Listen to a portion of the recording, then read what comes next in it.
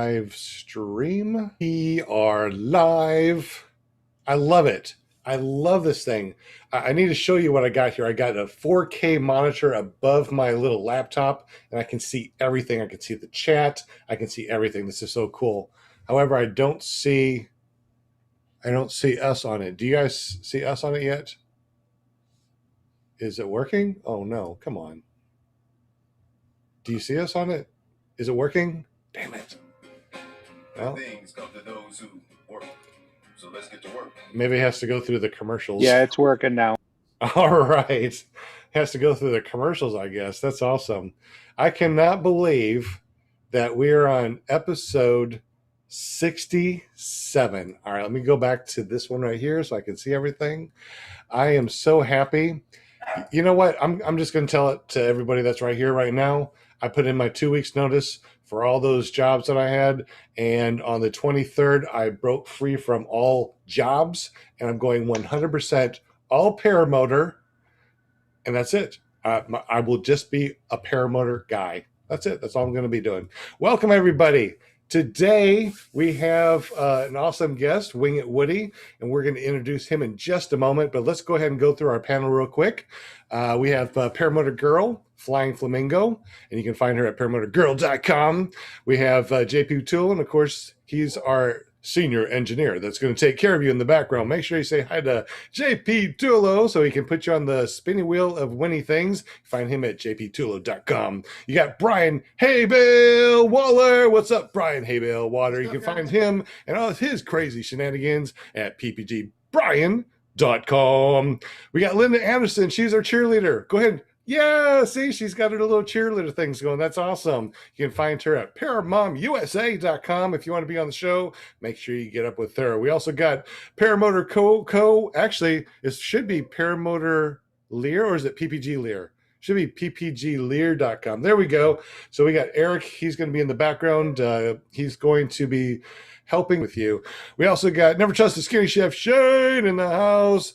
ppgshane.com. He also has a show on Tuesday nights, so make sure you run over there. He also tells jokes, so if you want him to tell a joke, you might need to say something in the chat to prompt him to tell a joke. But now, let's go to the man of the hour, the per show, my friend. And you still are on mute, by the way, so unmute yourself. What's up, guys? Hey. So tell us a little bit about yourself and how you got into paramotors. Started with dirt bikes. I got a buddy of mine that he started coming over and riding bikes with me every day. And then he told me that he was going to a flying field. Right in the sky? He's like, yeah. So, of course, I'm on my way. I'm like, dude, forget these bikes. Let's ride. We go out there, we check it out, and I'm hooked. Day one. As soon as I see this thing, I thought I was going to do it on my own, to be honest. I was going to go out there and wing it, just like my name says. Right. And fortunately, his dad, Neil, stepped in and he's trained. So, yeah, that's how all this began. Well, before we shenanigans that's been going on, I actually kind of want to jump to that before we go through the other things that we talked about. We talked about swooping into a pond. Now, JP, if you can pull that video up real quick so we can kind of see what happened, and you can tell us what's going on in this clip. JP, whenever you're ready, sir. And tell us.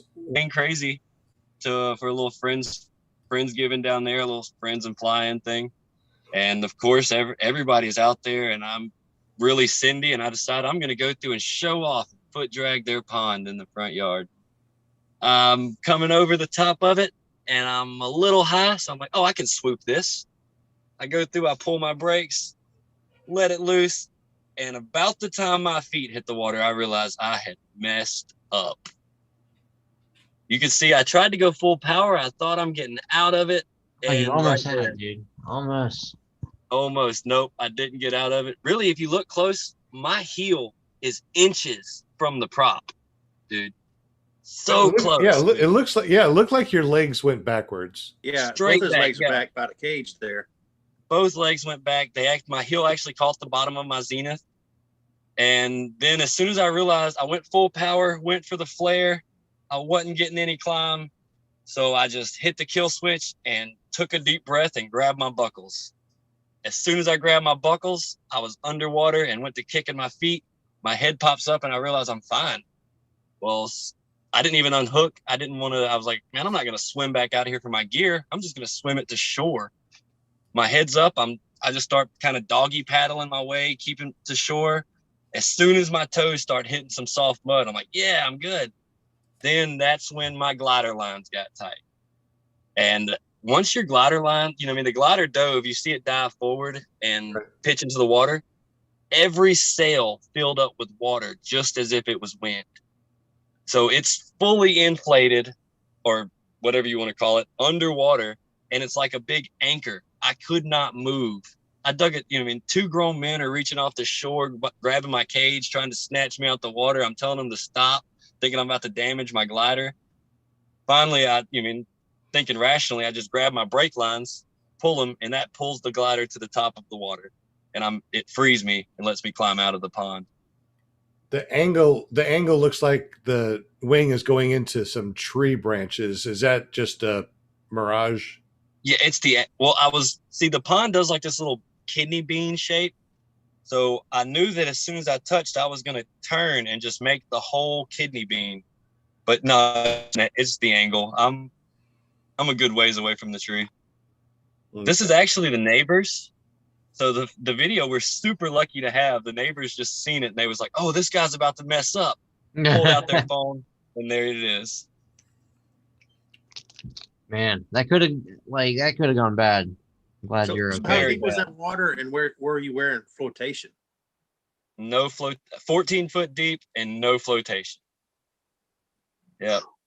And you're not 15 feet tall, so that could have been dangerous. Tell us what happened when you went into the water. What would you do to unbuckle and break free? Well, like I said, as soon as I knew I was going under, I hit the kill switch and I grabbed my buckle. I went for my chest buckle and my lap belt at the same time, right after taking a breath.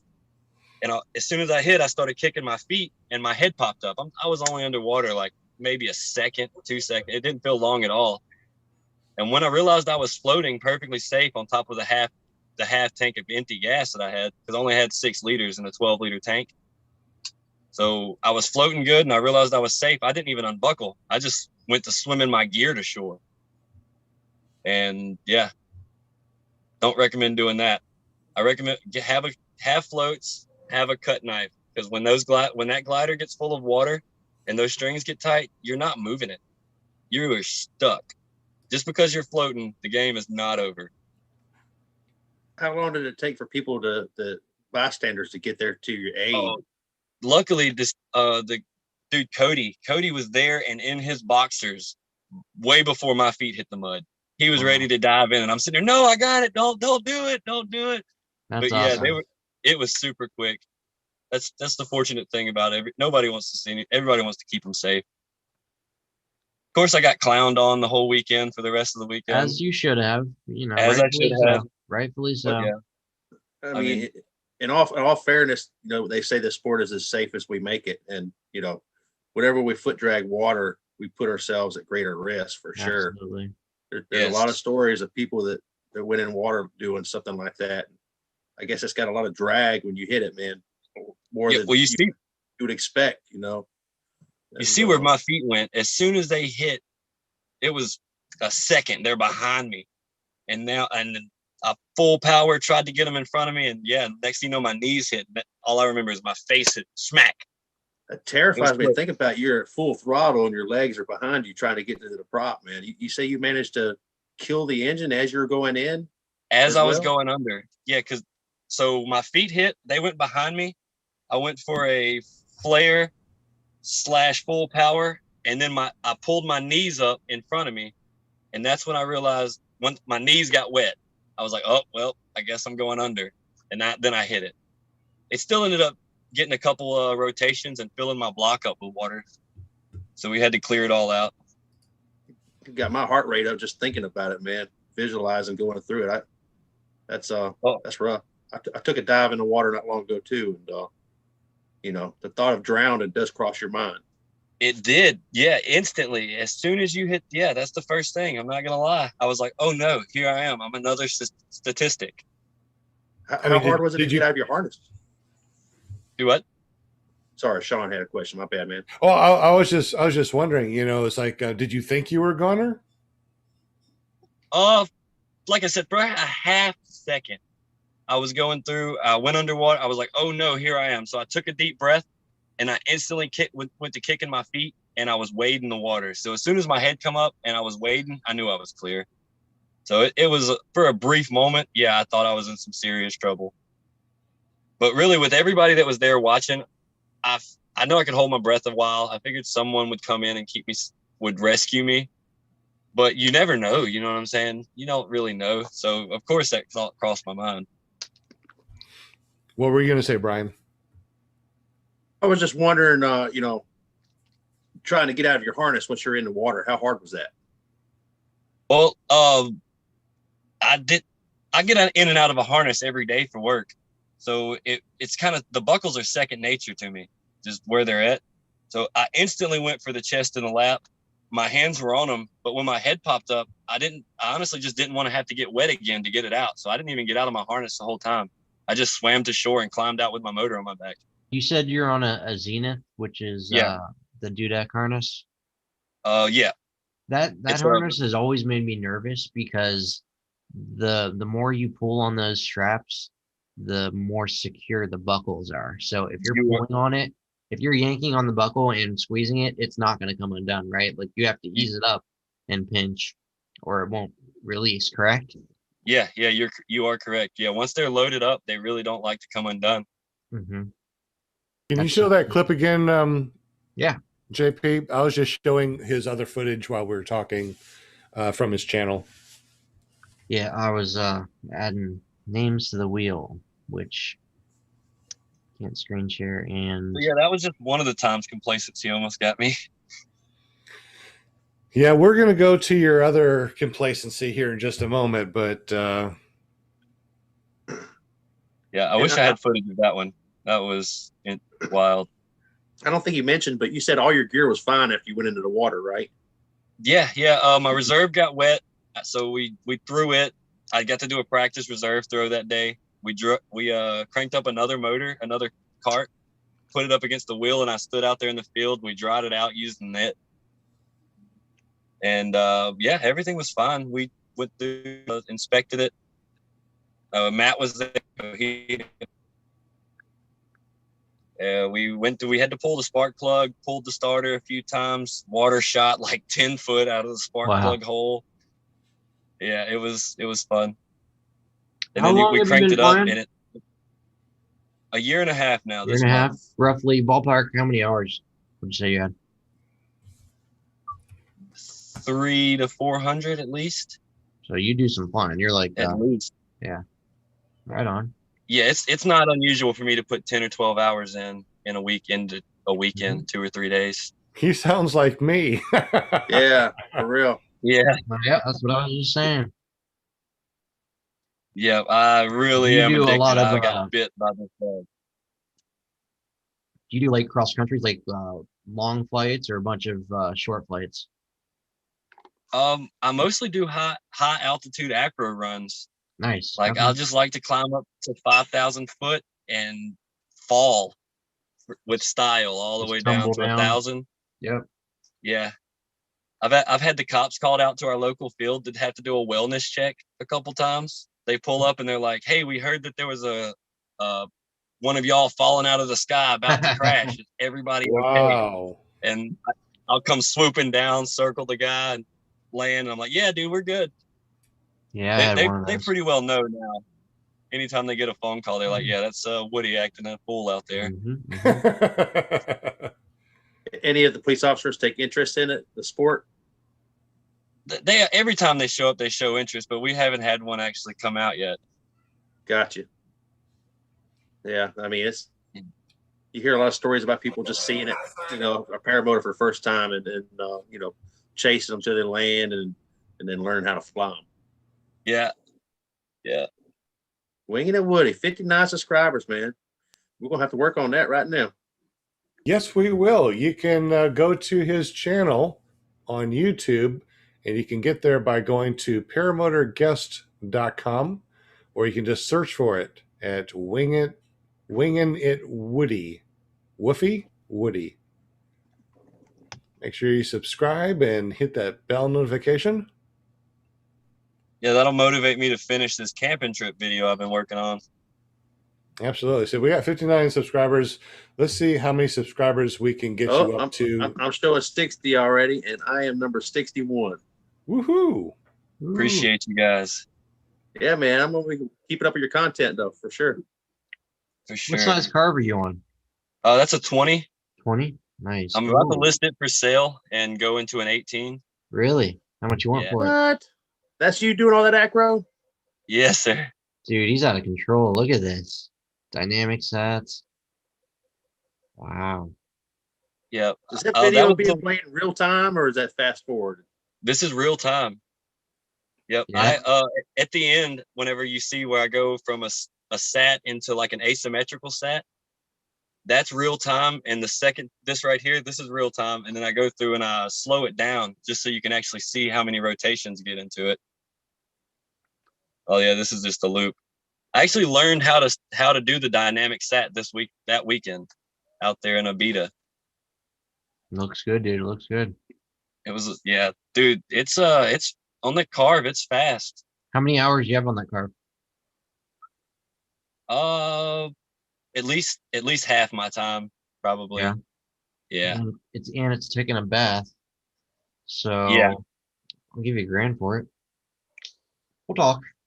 We'll talk. Yeah. I've actually got a buddy of mine who's interested in it. Oh yeah. He's gonna fly it next week. Okay. Yeah. And I want to put new strings on it before I sell it.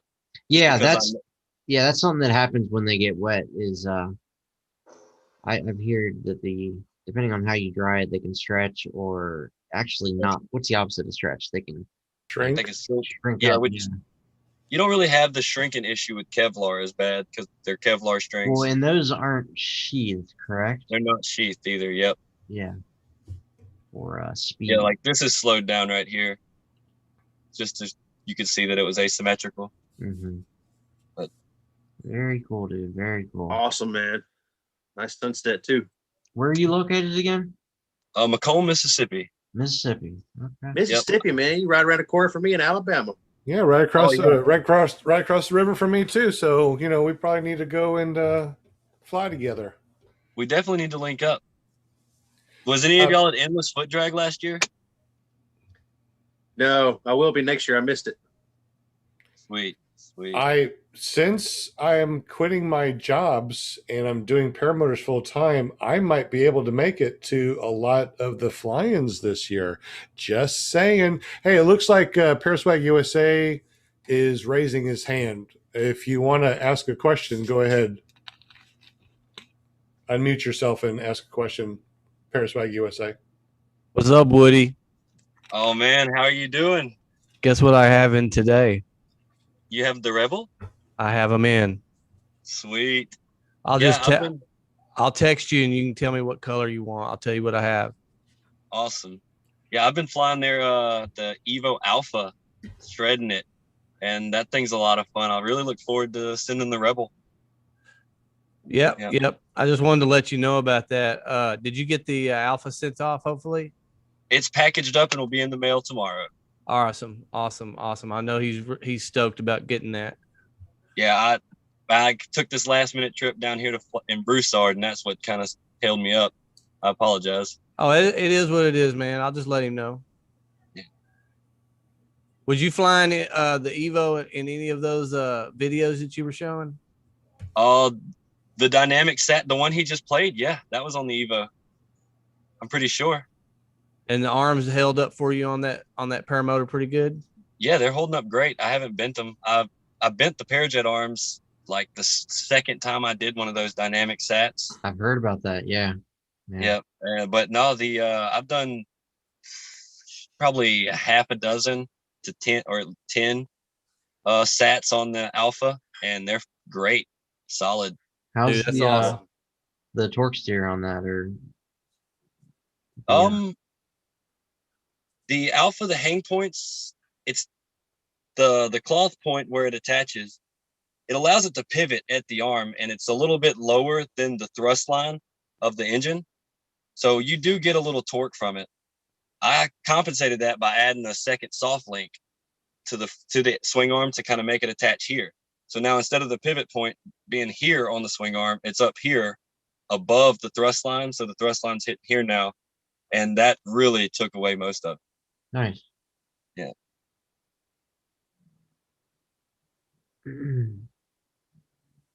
I'm looking through the chat. Do we have any questions in the chat?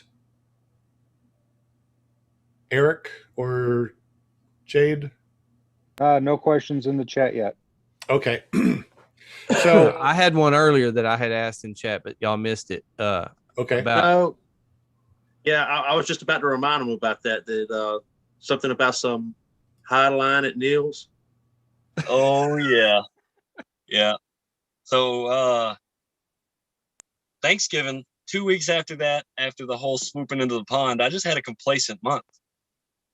We took off from the local airport, flew to the Wendy's, then we took off from Wendy's, flew to another friend's house, doing a small cross country.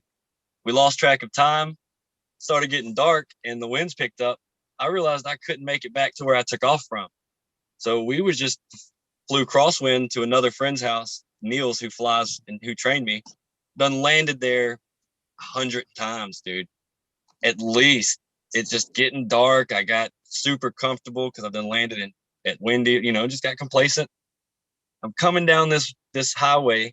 I kick the top of a tree. I bank a hard right turn, kind of swoop it. I'm lined up perfect for his house because he lives on a hill. So you have to come in and land into the hill and flare and kind of balloon to stick it. So I'm getting ready to build up all that energy. And as soon as I bank right, I'm lined up beautifully. I look, there's a power line right there in between me and my glider. Yikes. Yep. So naturally, I stuffed the left brake and it was already too late. It sent it pitched in and I'm swinging. Now I'm just on this thing, swinging and spinning. I'm rotating back and forth between looking at the highway, looking at the house. And my buddy Neil, it's his house. He landed there first. I see him up there. He's rushing, getting his gear off. So I'm like, I'm dangling. I heard the pop of the transformer. So I knew the power was good. You don't have video of this, do you? No, and my GoPro died. Nobody was recording. Yo. So while I'm dangling and swinging back and forth, spinning, I'm seeing Neil rush getting his gear off. I'm like, okay, at least there's help on the way because he owns a bucket truck. So if you're gonna, that's convenient. Yeah, if you're gonna get stuck, at least do it in the man's yard who owns a bucket truck. Yeah. So I'm like, okay, help's on the way. Next thing you know, wham! I fall. I just hit the ground. Oh.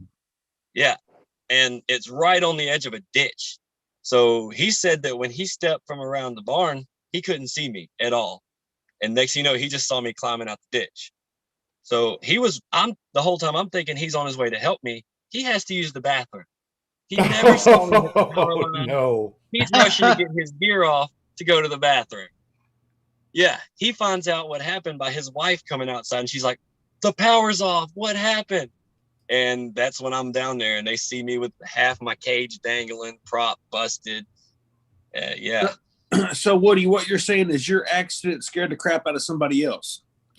Literally scared the crap out of me. So, Ching. it actually got us. So, all right. So picture I'm climbing out of a ditch with half a cage dangling by the net and the zenith, prop busted. I'm mad, ticked off because I just did that stupid thing. Knowing, like I said, I've taken off and landed there at least 100 times. I know there's a power line to the left. I thought it came at a different angle. I didn't know it went straight across like that. But hindsight's 2020. So as soon as I climb out of this ditch, here comes this white SUV pulling up. I'm like, all right, somebody's done seen me have an accident. They're making sure I'm okay. Well, they pull up and they're like, hey, we saw you fall from the sky. How did you fall?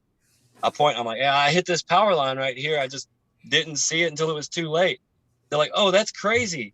We see you flying all the time. Would you take me for a flight? And wow. I'm just like, what? You just watched me hit a power line and you want to fly with me? Oh, wow. You were crazy. That's awesome. Yeah. So I guess as soon as you hit, the wing draped across more than one line and shorted it out. Yeah. It was just a 2-line, a top and a bottom line. It went over the top, pulled it straight down into the bottom, and before I even realized what happened, the power was already off. So basically, you were not grounded at all. Zero current flowed through you. Oh no, I was nowhere. I was probably 10 foot from the ground still.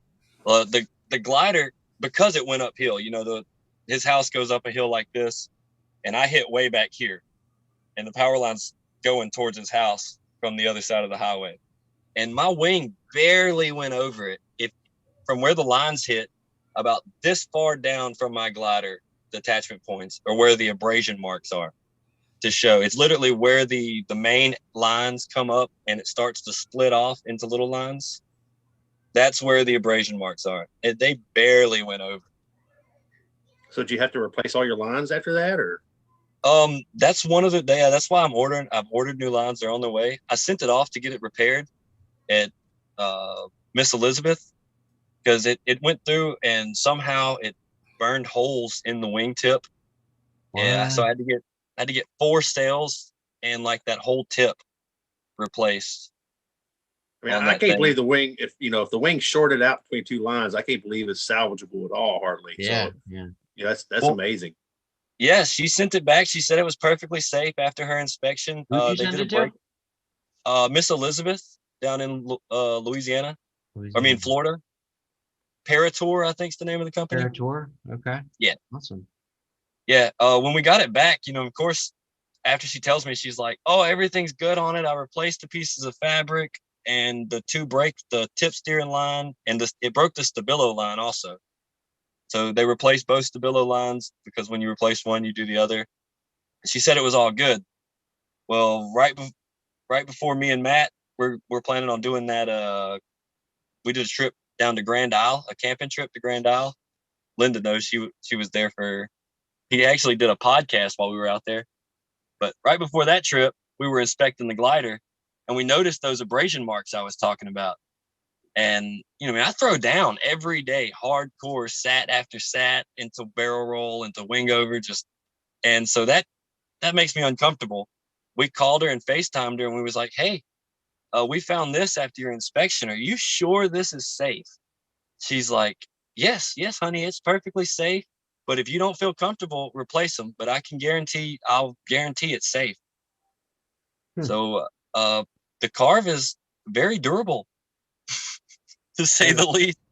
That is really amazing. I know with all the acro that you do, I know with the acro that I do, my lines, they don't last very long. You said that you flew 300 to 400 hours. That's about where I'm at right now. But between 2 wings, is that the only wing that you have right now?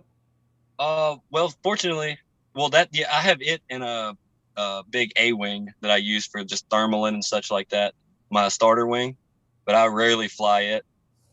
Fortunately, Neil has a school. It started up his school, and he's got a plethora of gliders. So that's actually how I got to the carve. Is I started on the A wing, then I went to a smaller, like a 24.5 or 25.5 A wing. I was throwing it around, and then I went to a 26 Falcon. I really enjoyed the Falcon, but I just wanted something, a little more than what the Falcon was doing. And I demoed the Carve 22. I loved it. I was hooked on that. And then once I went to order one, Matt was like, "No, dude, get the 20. Don't worry about the 22. You're going to love it." And he was right. So a total of 3 wings you've had so far?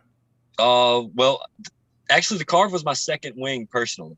Okay. Like that was the second wing. What made you decide on that size? The 20? Yeah. After flying the 22, I really What's enjoyed your weight? Before we 185. 185. Okay. And the carve is available, what, 16 through 22, something like that? I think they list 18 through 22 on their website, but you can get it in a 16. Uh-huh. Yep. And you didn't want to go with the 22? That's too big? Well, I demoed the 22, and I liked it. I really enjoyed it, but I mean, I don't know. I just a little more dynamic on the 20. Yeah, a little more dynamic. 20. Quick shout out to To Go ahead. Kent Stamey in the chat, he gave $20 and Will Fly gave 5. Appreciate you guys. Nice, regulars. Yes, Always thank you taking very, good very care of you. much. Thanks, guys. Mark Yeah. H just said too, I wonder what life of 9 he's on. Dude, if you've heard of the way I rode motorcycles, I'm probably on 11. Wow.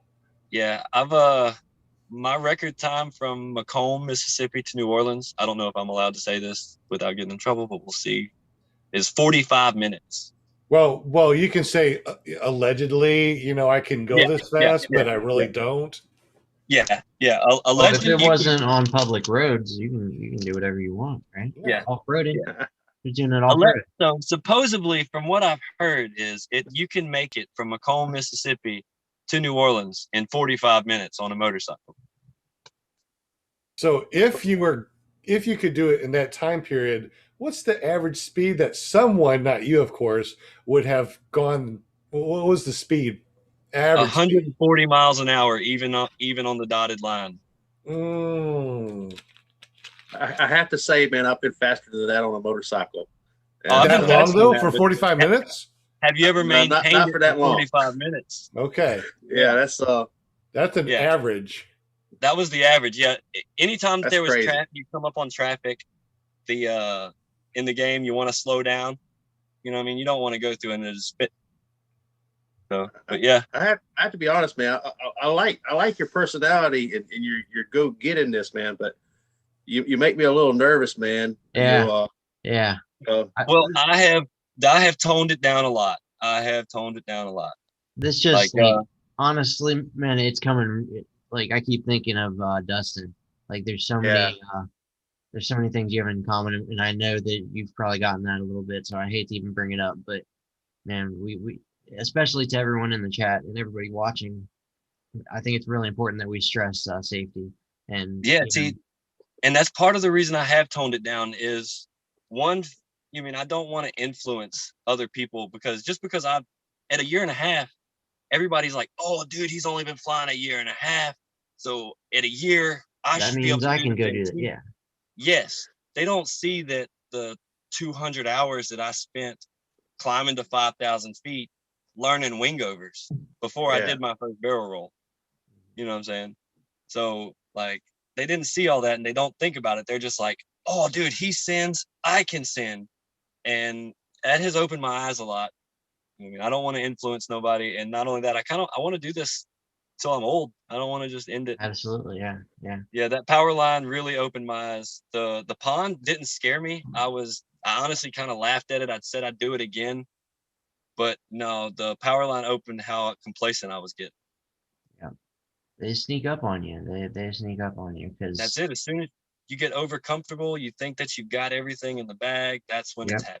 That's when you stuff just happens so fast, man. And when you're low, there's just no time to deal with it. The mistakes are, He says that he goes up. He says that he goes up high and does the acro stuff. So that's a good thing.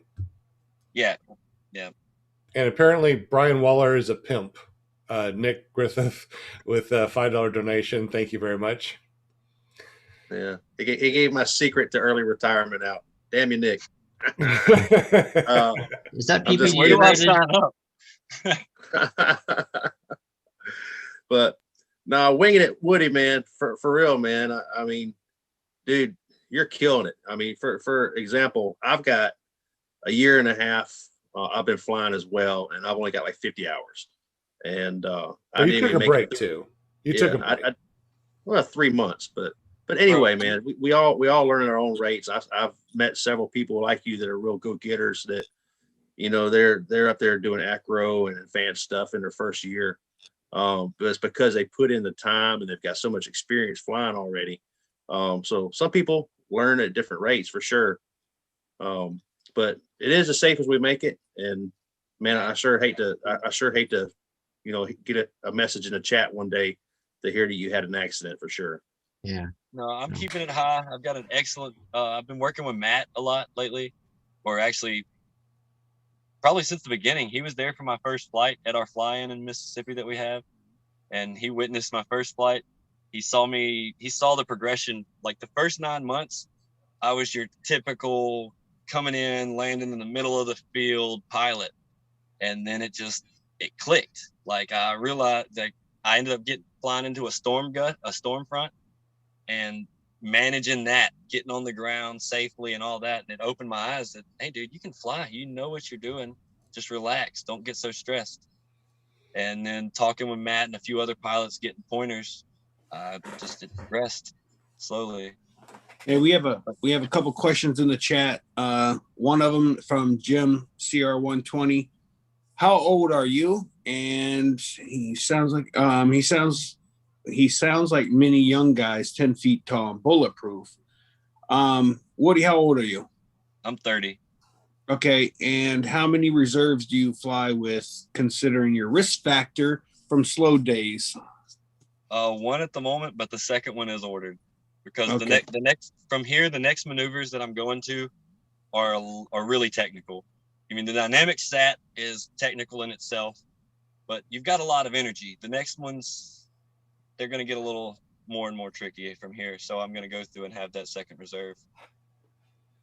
Plus, I'm getting a smaller glider. So I'm going to go out on a limb here and ask. I'm guessing you've probably had an SIV, or you've been to some sort of SIV type course? No, sir. No. All this was learned over a cow pasture in Macomb, Mississippi. Really? Yes, sir. Wow. You don't have to call me sir, man. I'm not much older than you. I mean, yeah, it's. Hey, Woody, how much time did you have under your belt when I met you at EFD? I had just made a year. Wait, that was in September, right? So I wasn't even a 1-year pilot then. Yeah, I was 10 months into flying, and But you were already doing wingovers. You weren't doing any sats at that moment at that time. yeah, I was super. Yeah, I didn't understand the sat, and when I saw somebody do the sat while I was there, and I was like, whoa, that is the next move for sure. Yeah, I was doing barrel rolls, wingovers, just cutting it up every time. Like I would hang out with Matt down there, and while I'm sitting there, people would walk up and be like, dude, I seen you shredding it over there this morning. And he'd be like, oh yeah, you did? And he's like, yeah, you were on your blue car. And he just laughed. And he's like, bro, I've been flying tandems all day. That wasn't me. I was just sitting back there grinning, because you know what I mean? For people to compare that, your maneuvers to that, somebody who's been flying at that caliber for so long, I thought I was the man. Dude, I remember that video that you and Matt did in the para tent, because you had long hair then, and you were laying on your stomach, and we walked by and it looked like there was a girl laying there with Matt, and you raised up. I'm like, what the? That was actually Carson down there from Happy Thoughts. Yeah, that's right. It was Carson. I forgot. That's right. Yeah, that was his idea. He walks up. He's like, dude, you should let your hair down and let's get in the tent. We'll video somebody walking up, and they'll be like, hey, bro, it's time to fly. I look up, and then you turn around and reveal that you're a man.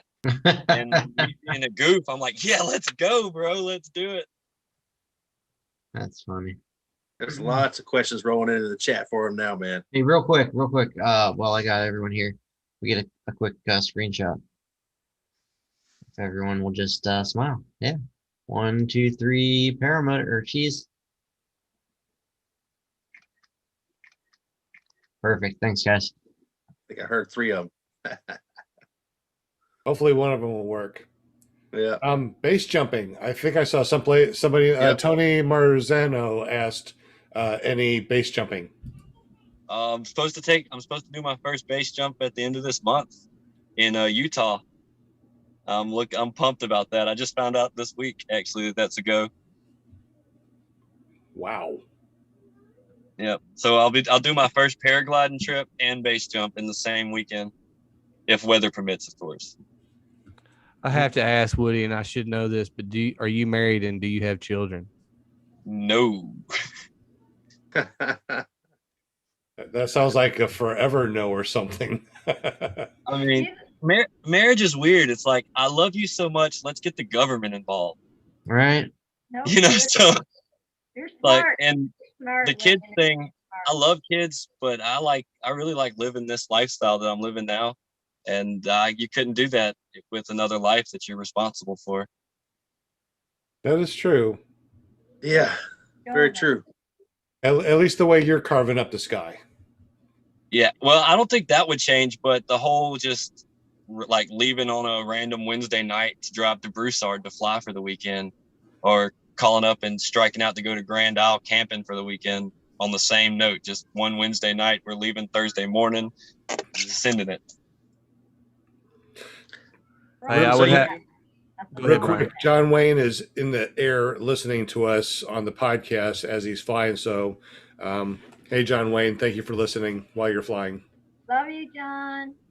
That's I awesome. almost did this podcast from the air, but it was a little trashy, so I decided it just best sit down here and The win. podcast or the air? Yeah, I had my reserve set up and everything. So who's giving you the free flight lessons paragliding out in Utah? We're going to meet with Chris Santa Croce. Yeah, I think I heard that name before. Yeah. He sounds familiar. He's pretty decent from what I hear. Yeah, it sounds like you're meeting some pretty big names in the sport already. That's Yeah. pretty cool. I know Who he do met you up with meet up Brian Waller. I mean, that's pretty big name right there. Who's Dude. that guy? Like you said, we started at this close to the same time, and right as you hit the hay bale, I was just getting comfortable with low flying. So you set me back so far after that. Wow. Like, because I was Apparently didn't set you back nervous. far enough. You landed in water, hitting power lines. Well, yeah, it was probably a good Oh. thing. That's funny, man. I'm glad. That's funny you saw the video. Yeah, I think a lot of people saw the video. Brian, everybody's seen the video. Yeah, I think so. Everybody in the paramotor community and a few others probably. oh yeah, for sure. Yeah, we got to learn from our mistakes, man. That's it. And No see, that's doubt. why most people are ashamed. They don't want to share what they've done, the mistakes they've made, because they want to hold this reputation. They're like, oh, I'm great and I've never done anything wrong. I want to vocally express what I've done wrong. That way other people will realize, oh, snap. You know what I mean? Don't get complacent. He got here, and look at everything it took to get here, all because he got in a rush. He wanted to get there today. You know, if I went down the list of props and spars that I went through, goofing off and trying to do all this on my own, it would, boy, I definitely lost some money. So there's a saying that I've heard: what you don't spend on training, you'll spend on gear and frustration. Will you say that's true? Very true. Yes. Yeah. I've talked to some other people that self-train and are like, yeah, I never broke a prop, never broke anything. And there's exceptions to every rule, but yeah, that's what I heard. So tell us more about your training. So my training, I was my instructor's very first student. He's been flying for 9 years under the parachute on just a route locally. He did it all on, like, he had friends come in and out, but they did powered parachutes at first. So him and like 4 friends had the powered parachute, and they backed out of it. So he ended up being on his own. And when I come through, after my buddy introduced me to him, I started learning. I was doing like everybody, getting on eBay and Facebook, trying to find the cheapest machine I could, because I really couldn't afford to get in the sport, even though I liked it so much. And he was constantly telling me, he's like, dude, the gear is going to make the difference. The gear is going to make the difference. And he kept pushing me. He was like, dude, you need to go training somewhere, pushing me towards Matt. Talking about go to Matt. Finally, he realized that I'm hard-headed. I'm not going to go somewhere. So he helped me helped me find an A-wing, a Nova 28. He taught me the basics of kiting, and he agreed that I could take my first flight on his equipment, as long as, everything was perfect. I had to have everything down. So I spent 3 days in nil wind, perfect flying conditions, like literally 0 to 5, gusting 5 in this field, running up and down, practicing forward launches on a 28 meter, like 6 to 8 hours every day, just kind of back and forth up and down this field. Like, the winds were so soft, I could literally forward launch one way, lay the glider out, and just forward launch back the other way down the field for 3 days in a row before I took my first flight. So I earned it. I definitely had to work for it. I got a question for you. Hold, A lot of questions in the chat. Go ahead. I got a Shane. question. I got a question real quick. Have you done any kind of maneuvers, such as barrel rolls or whatever, on your A-wing? Yeah, I was, well, not a barrel roll per se, but I was doing huge wingovers and taking collapses left and right. Like I would just get over the top and let the whole side collapse out from underneath it, and I didn't care. It just didn't bother me. And Matt seen me do it one day, and he was like, "Dude, that's not the way. You need to chill out on that." Because, like, you know, the A-wing's not ever meant to really go over the top on it. I mean, sure, if you heavily load one, you could throw it around and have some fun, but a 28 meter, nah, you're not really meant to go over and loop it. Right. It's about 10 till 8, and we're going to be spinning in about 10 minutes. So make sure you say hi to JP Tulo and let him know that you are in the chat and you want to be on the spinning wheel of winning things. One thing that we haven't talked about yet is, how did you get your name? All right, so the Wingin' it actually started far before I wanted to fly. I had this idea of just buying like beater dirt bikes and motorcycles, winging it, figuring out what's wrong with them, fixing it, and then sending it full send. And I wanted to make a YouTube channel, Winging.it.woody, where I fixed it, just fixed motorcycles. I kind of lost interest into that as soon as I got shown this motorcycle, and as soon as I got shown a paramotor, and it stuck. I was like, wow. So I chose my name before I ever even started flying. So you did. Fits. Oh, we got a bunch of questions in the chat. Who wants to go through all the questions that Eric put in the Zoom? Eric, did you want to ask the questions, or who wants to ask the questions? I can. Here we go. Yeah, no, somebody else go ahead. I'm still monitoring chat. Okay. Okay, so Kent Stamey says, what he does isn't for everyone, but just like any sport, you need people like him in the sport to help with advancing the equipment for the rest of us, because he will push it past the limit, constantly pushing the limit. I think that's pretty accurate. That is very accurate. Yeah. Jim CR120 says, Chris Santa Croce has some wise words about risk management and taking risks. Question for Woody from Jim CR120. Has anybody expressed their concern to you in person? How energetic was their communication? Did they yell? I think he's talking about your risk profile. You ever have any family get up in your face and be like, man, you gotta quit doing this stuff? Yeah. Well, my family knows how I am. They kind of expected it. They was like, oh no, we already know what this is about to lead to. Because they were there the first time the flying we had. Matt showed up, and of course, you know, he went up and did his thing. So they saw that, and when they saw that and they knew what was coming, they knew it was coming. It was only a matter of time. Yeah. So, but yeah, Neil, my trainer, he slowed me down a bunch. Like I said, I was coming over the top of my A-wing, taking collapses left and right.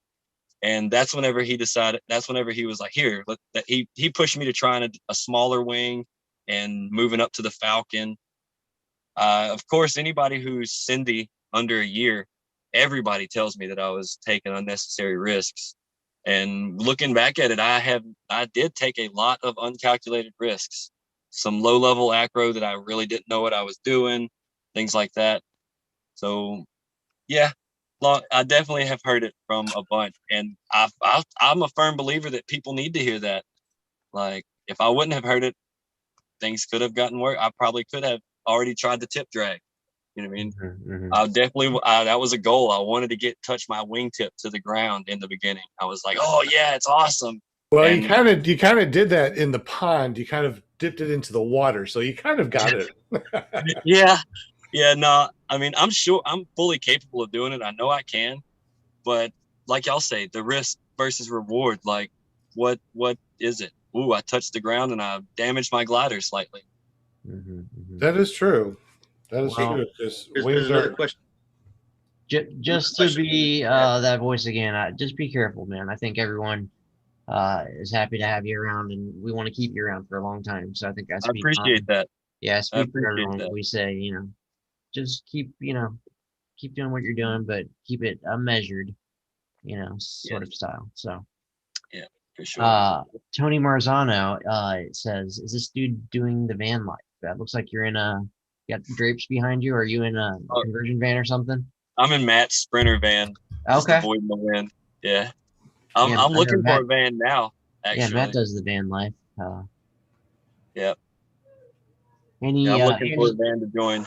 Yeah. Angela Presslick wants to know, are you planning on doing any instructing or training or anything? Yeah, I do plan on doing some instructing. I'd like to go through and start training here within the next few years, for sure. Awesome. Jim CR120, question for Woody. Did we already do that one? Do you have any kids or nieces or nephews? Would you recommend they follow in your footsteps as a pilot? What advice might you offer them? Yeah, no kids. I do have 4 nephews and a niece who are awesome. I love them. And yeah, I definitely, I know one of them's hooked. One of them's definitely going to fly when he's old enough. Awesome. And hanging out with Wyatt did not help my chances. Oh, yeah, that'll do it. Huh? Yeah, none. But I don't think kids have enough fear for this sport. Yeah. They get up there. I know me, under the age of 16, I definitely did not need to be on one of these. Mm-hmm. At 25, I probably didn't need to be on this. I was very at 40, you're gonna look back and say at 30, I shouldn't have been on one. Right. Yeah.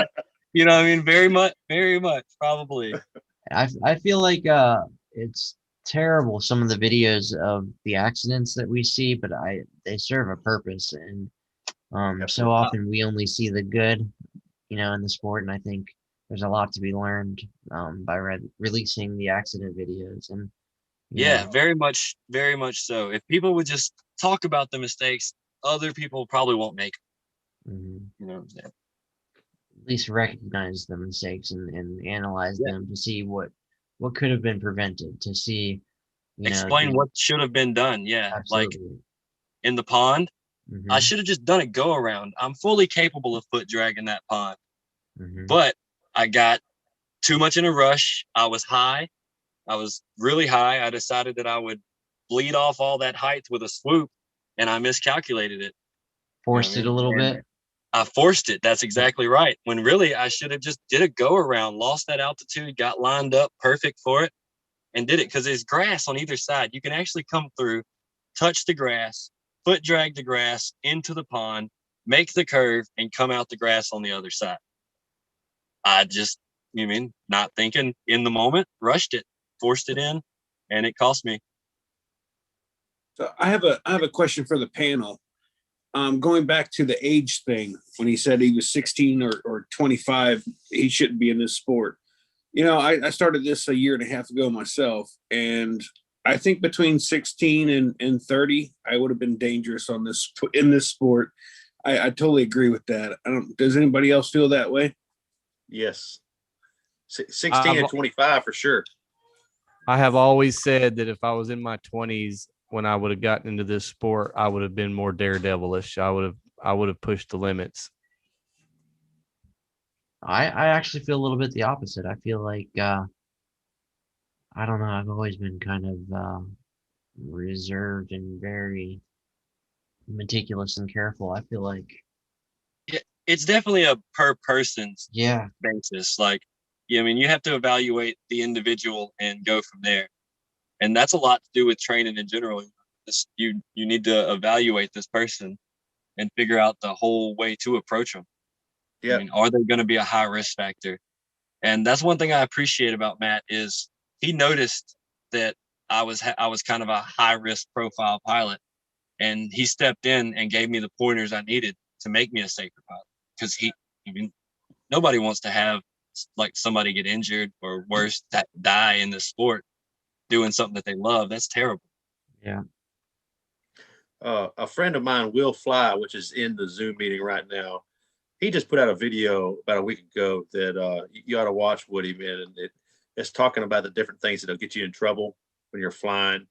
And gives examples of them. It's a really well-made video, and he makes good videos in general. But I'll let him tell you about it. I see him. He's on mute. Yeah. Hey guys. What's I up, wanted man? to jump on and congratulations, Sean. Oh, thank you. Thank Yeah, you you. gave up your job. Is that what you said? Yes, I did. In 2 weeks, I will be job free and I will have to do everything paramotor to make money to be able to. I mean, I'm going to have a hobby that I will be able to pay my bills with and not work from 4 o'clock in the morning until 10 o'clock at night working 3 jobs. I just can't do that anymore. I'm done. I can't do it. Something you love. You never work a day in your life. That's exactly what I want to do. Yeah.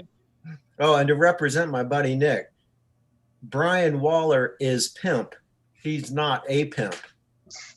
I think you said Brian Waller is a pimp. Just, you know, I'm glad you clarified that, man. I'm gonna have the whole world thinking that they can come meet. Hey, I learned the meaning of the word last week, so That's because he walks with a limp. A pimp walk. with the pimp with the limp. Yeah. He's a pimp at the limp. I'll take it. Exactly. Oh my God. Well, anyway, Brian. Brian, thank you for the compliment too. But no, the video was something that I put together because complacency was something that I just had happen to me, and I was ready to send it, and I did. And as soon as the wing started to lift away from me, I realized I hadn't buckled my leg straps. So, but I did go through my checklist. I just didn't go through it the way I should have, you know, with the backup and really checking and taking the time to do each individual task. But so anyways, there's that. But the other thing, and when you were talking, man, I was thinking invulnerability. Do you ever have any kind of feeling like, you know, hey, you know, you're just kind of pushing the limits and bad stuff doesn't happen to me? And before you answer that, everybody has it. So, I mean, I'm not trying to pick on you. I have it. But it's one of the attitudes that the FAA, you know, pushes hard that, hey, you know, bad stuff happens all the time if you don't follow proper safety measures, you know? So anyways, that was just a question for you. Yeah, no, I definitely don't feel bulletproof or like invulnerable. I am fully aware of the risks that I'm taking with doing the maneuvers that I do. Now, 7 months ago, 8 months ago, if you would have asked me that question, I probably would have told you the same answer, but knowing I was lying. Right. If that makes sense. Yeah. You know what I mean? But yeah, definitely now, no, I'm fully conscious of it, and I've slowed my progression down. Instead of before it was, oh, I can do this move. Let me do the next maneuver. I'm ready for the next maneuver. I'm spending all my time perfecting the maneuvers that I've already performed. You know what I'm saying? So right. I'm trying to keep it in a lot more of a safety conscious deal while still keeping my I don't know how to my excitement of the progression, like, because I'm eager to progress. I just constantly want to get better and better and better, and I mean, I've got to find other things to get better at so that I don't push that limit. So what's next for you, man? Paramotors. Where do you want to go with it? I want to do training and adventure trips. I really enjoyed taking them guys out to down there to Grand Island camping with Matt. That was a lot of fun. You know what I mean? So I think that'd really be the thing, is to start taking people on cross countries, because a lot of people they don't know where to go. I mean, they'd love to do a cross country, but they don't know where they can go, and they're kind of, they don't want to plan it out. They'd rather just have somebody take them. So. Absolutely. It is a little bit, it's like 1 after 8, and we promised everybody we're going to spin. But before we spin, there's a couple things that I would like to share with everybody. If you go to paramotorcalendar.com, it brings you over here to ppgzone.com for this year's calendar. You can upload your favorite picture that you've taken of a paramotor, of you in the paramotor, of you flying, other people flying a paramotor, whatever you want to do. And we have lots and lots of people that have uploaded. Now, what I would like for you to do is upload, and then what we're going to do is we're going to go through and rate. We got a 5-star rating system on all this. so you can rate for the Paramotor calendar. And what we're going to do is we are going to print the calendar up with the top 12 or 18. We're not quite sure what we're going to do yet on these calendars. We're going to print them up, and we are going to give them away on the show, and we are also going to sell them. So please go and check that out at paramotorcalendar.com. Next, before we spin, also, I would like to show you a little something in the background here. Let me turn off my background. Hey, that yes? Paramotor calendar, I appreciate that challenge. I want in that. Anybody that wants to, you can go there. It's open to anybody with any picture of anybody flying a paramotor. I mean, it's just totally up to you. We also are going to probably get some of these. This is like a test one to see how it works. And this is pretty cool. We might get some more made, and we're going to be sending or giving away these also. But Walter, if you're out there, if you're watching now or listening now, see this right here? Sean, he's in the chat. Oh, Walter's he is. Walter, this is your custom carves. I got it in the mail. You can send me anything that you want to here at this address, and I will get it. And I will send it to Walter in a big old care package in the future, probably June. So if you want to send Walter something, just send it to the address. It's down there in the description below. Oh, well, we're going to give this away. It's slightly used. No. Hey, like my carve, slightly used. There we go. I know, right? But yeah, so if you want to send something to Walter, just send it to the address below. Will Fly picked up a koozie that said USA. Anything that's light. No more big wooden things that are going to go. We don't want to do that. So Walter, there we go. That's for you. Tonight we are going to be spinning. I guess I should have kept that virtual background off. Tonight we're going to be spinning for this right here from Paramotor NC. Actually, you can go to paramotornc.com and go to his channel. This is a nice little iPhone holder with a picture of Paramotor NC, and he's graciously given away these. Pretty cool. And he's also on our spotlight for paramotorspotlight.com. If you do something really cool, something really special, we put you on the spotlight. Custom cars have been on the spotlight for the last couple months, and recently we just put Paramotor NC on there because he's giving away these things for free. All right, so let's go ahead and spin for this one, and let me see if I can find something else that we can give away.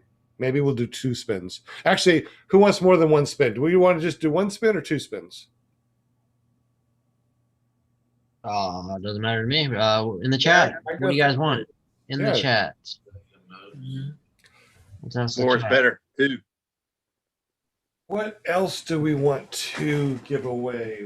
Walter says that he wants to send you some money for freight. You have a what do you call it? Patreon, Sean? So that Google doesn't take a percentage? Yeah, actually, I think that we have, if you go to ppgzone.com/clearproptv, if you scroll down, you'll be able to see donate here, and there's some QR codes for Venmo. The chat wants 3 spins, by the way. Yeah. Okay. That wasn't one of the answers, but okay. We might have to do that. And there's also a Cash App for Paramotor TV, and there's also a PayPal. So you can send any donations there without YouTube taking out 30% and another 20% for taxes. But, you know, we appreciate everything that y'all do for sure. And we are going to give away something else. You know what? I know. Dragon Campers has another shirt that he's going to give away. So we can spin for the Dragon Campers shirt. One of these. And you know what? Go ahead and spin. Let me see if I can find something else to give away. What are we spinning for right now? Well, the first person that wins gets to choose between whatever I come up with. What? Uh-oh. Here we go. Sean's chair, the cell phone holder, or what was the other one? Mike. Hey, Woody, are y'all driving right now? Yeah. Well, I'm riding. Is Matt driving? Yeah. What's up, Matt? Hey, what's up, guys? That's awesome. Glad There you he joined is. us. Dang, he looks like Anthony Villa. Yeah, he does. I did. Scruffy. Oh man. Matt Bro, Vineyard, the Matt Vineyard. in the We're going flesh. free flying, and the mustaches help you feel the thermals. Oh, is that what it is? That's what it is. So it's like a calibrated flying tool. Yeah. Okay. I like it. I like it. So whenever you want to spin, go ahead and Oh, spin. you're on me. That's your torque compensation. Torque compensation is the mustache. I like it. There we go. Hey, Sean, how do we support you now that you're trying to make a business off paramotors, man? Can we buy a T-shirt or what? We are this week and next week. I am going to be building a nice e-commerce website, and as soon as I get everything set up, I will show you everything. Right now, you can go to iloveppg.com, and that is our t-shirt and other merch site. Anything that you buy there does help support me and Clear Prop, I suppose. Okay, we ready for What the was spin? that website? I love ppg.com. .com. Here we go with the spin, guys. All right. All right, spin that wheel, JP. They call me Vanna. So whoever Vanna. wins this spin gets the choice between a Dragon Campers t-shirt and a mobile mate from paramotornc.com. Mark H Stay me. just Can't said. stay me. Can't stay me. Mark H just said that mustache is like a thermal tickler. Derek. Mark Gilroy. Particular. I mean, Mark. Paralife Branch. The Paralife Branch man himself. Woo, that was close. Gilroy Oh, and Mark. Paralife PPG. Nice. I haven't paid attention. I hadn't seen him in the chat. He's been in there. He was in there a little while ago. Yeah. Sorry if missed a couple comments in there. Right. So Mark, what would you like? Would you like the iPhone holder or a t-shirt from Dragon Campers? I know there's a little bit of lag. So I guess we can spin the wheel again for the next one. That way, by the time that Walter answers, we already know what the next person's, or I'm sorry, once Mark answers, then we know who's going to get the next thing. Round and round and round she goes. Where she stops, nobody knows. Mark Mark's taking wants the phone holder. phone hold. Yeah, phone holder. Phone holder. I got an echo named Shane. Shane. Sorry. Have a winner chicken dinner. And same thing, make sure you go over to Barry. ppgzone.com/clearproptv and fill out the form. Let us know what Hey, you Barry. want. Neighbor Mary. Mary Let me close. Fowler. Thanks, Mary. No. Yeah, it's Wow. Mary. Oh, that was close again. Neighbor Mary. Hey, Mary. Mary, you won a Chicken Dragon Campers t-shirt. Please go to ppgzone.com/clearproptv. Fill out the winning form. If you donated tonight, which Kent Stamey, Will Fly, Nick Griffith, and John Wayne all donated, make sure you go to ppgzone.com/clearproptv. Let us know that you donated, and once we have some money built up and we're able to, we're going to be sending out more and more things to all the people that has helped us over these last months and over the last year and a half. Oh. We're going to continue to talk as long as we want, I suppose. Unfortunately, I'm going to have to go do some things to help me after I don't have a job anymore to make sure I have a job. So I'm going to have to break free from here for a little bit. What I will do real quick is I will copy this and I will paste this into the chat. So there'll be a couple of links that you guys can go to. And who would like to be the after show host with the most? I'll be glad to do it. All righty. Hey. Let's see. Step up, Brian. But before you leave, Jim CR120 says, now that Sean is going full-time PPG host, will spinny wheel winners still need to fill out all the red tape? Only if you want whatever you won. Yeah. What's he talking about? Giving your address and stuff like that on the webpage? Oh, well, see, right now, what we're trying to do over the next year is we're trying to build up the business where we have our e-commerce and we have, the paramotors and swag and wings and all that gear and all the parts and everything. I'm trying to put that all together. And then next year, well, I'll tell you about that all later. It's going to be really cool. Anyway, we got the t-shirt for Mary. Mark, you got the phone holder. Let me put that information in there. Let's see. Brian, I'm going to make you the hostess with the mostess. Hey, before you do that, can you make Ben a moderator? Oh, Ben who? Paramotor NC. In the chat? Sure. Let me go to view live stream. Yeah, good job, Shane, because I had no idea how to do that. Oh, you just click on the three dots and then you hit moderator and that's it. So I'm going to click on the. So where is he? Paramotor NC? Who did we say? Yeah. Ben? Ben, yeah. All right. So click on the three dots and put user in timeout. Nope, wrong one. Hide user on this channel. Nope, that's not it. Add moderator. There we go. Okay. Woo. It doesn't say give him a cool little blue wrench. Yes.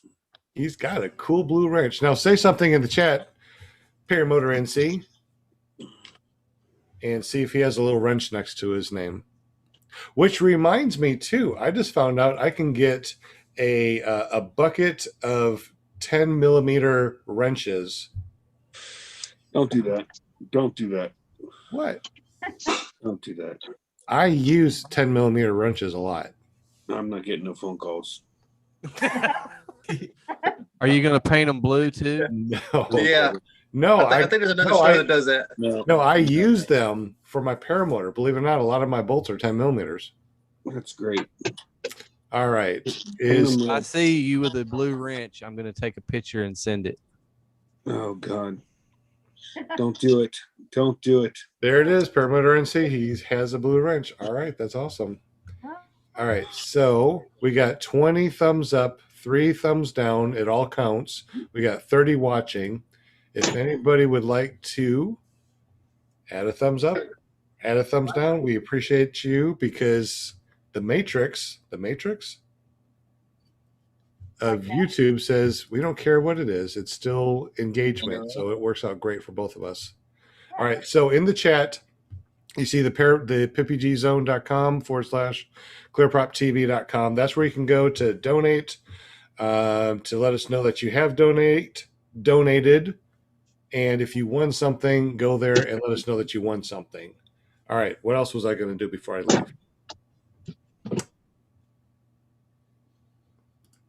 Guys, I got to split.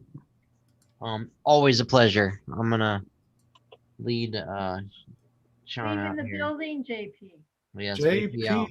Well, always a pleasure. How do we get up with you, JP? Don't you got some .coms? I do got some .coms. Hit me up on jptulo.com and ppgjp and or ppgjp.com.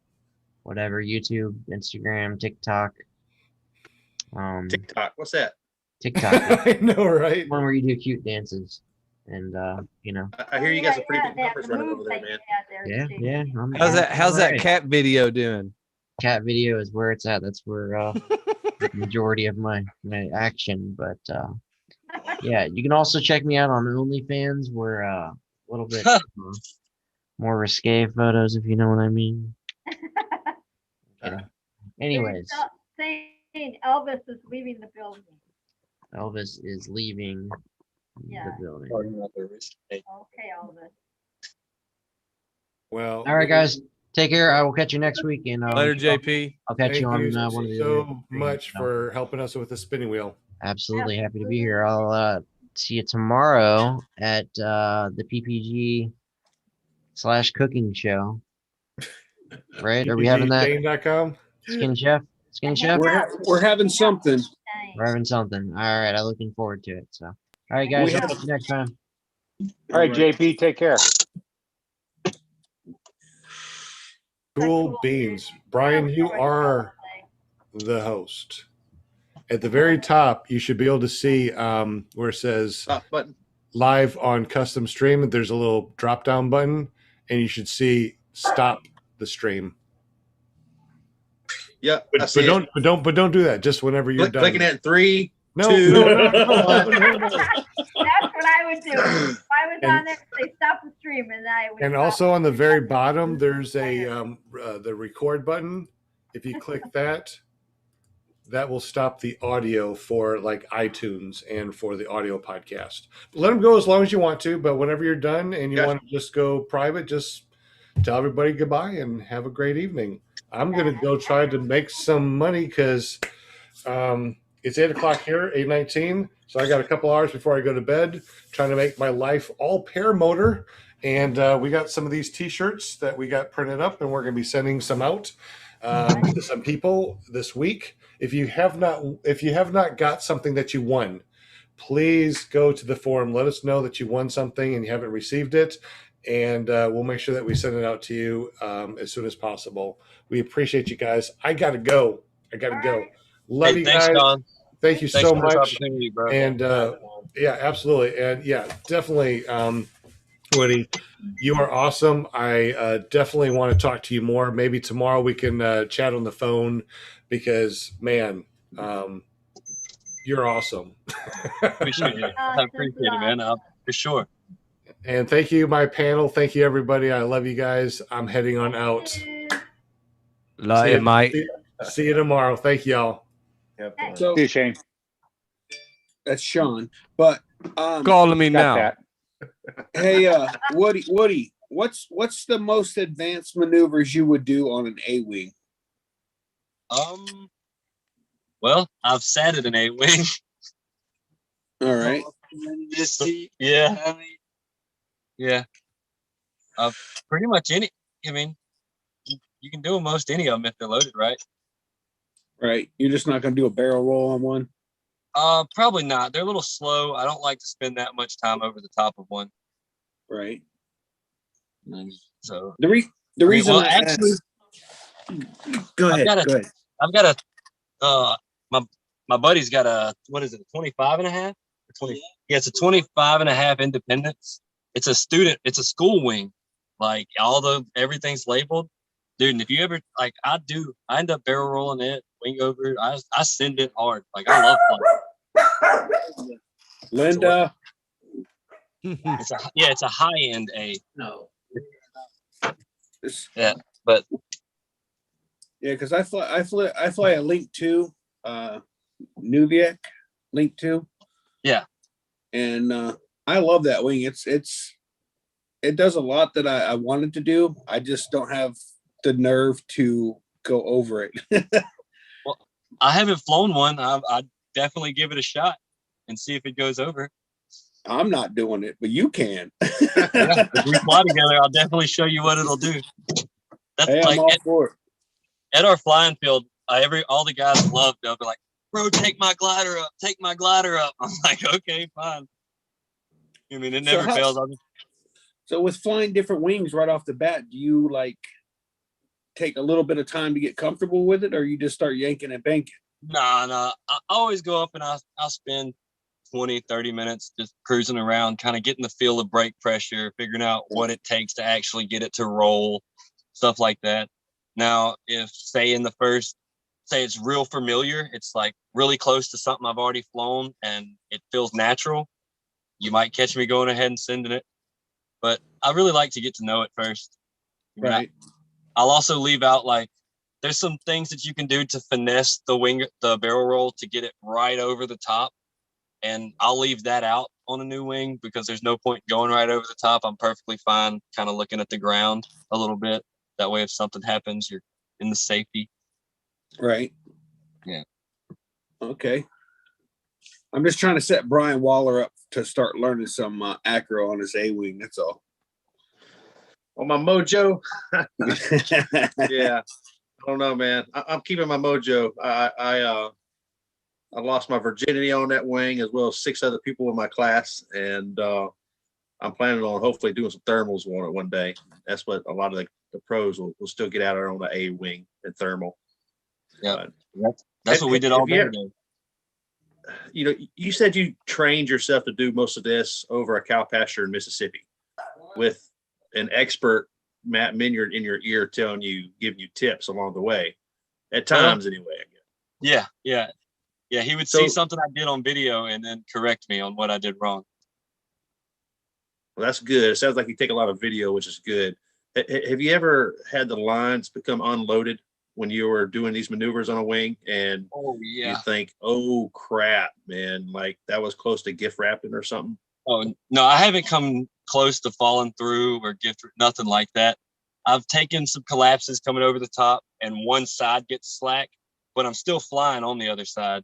I haven't had that happen on the Carve at all. It was mostly on on the A-wing when I'm really light loaded on it.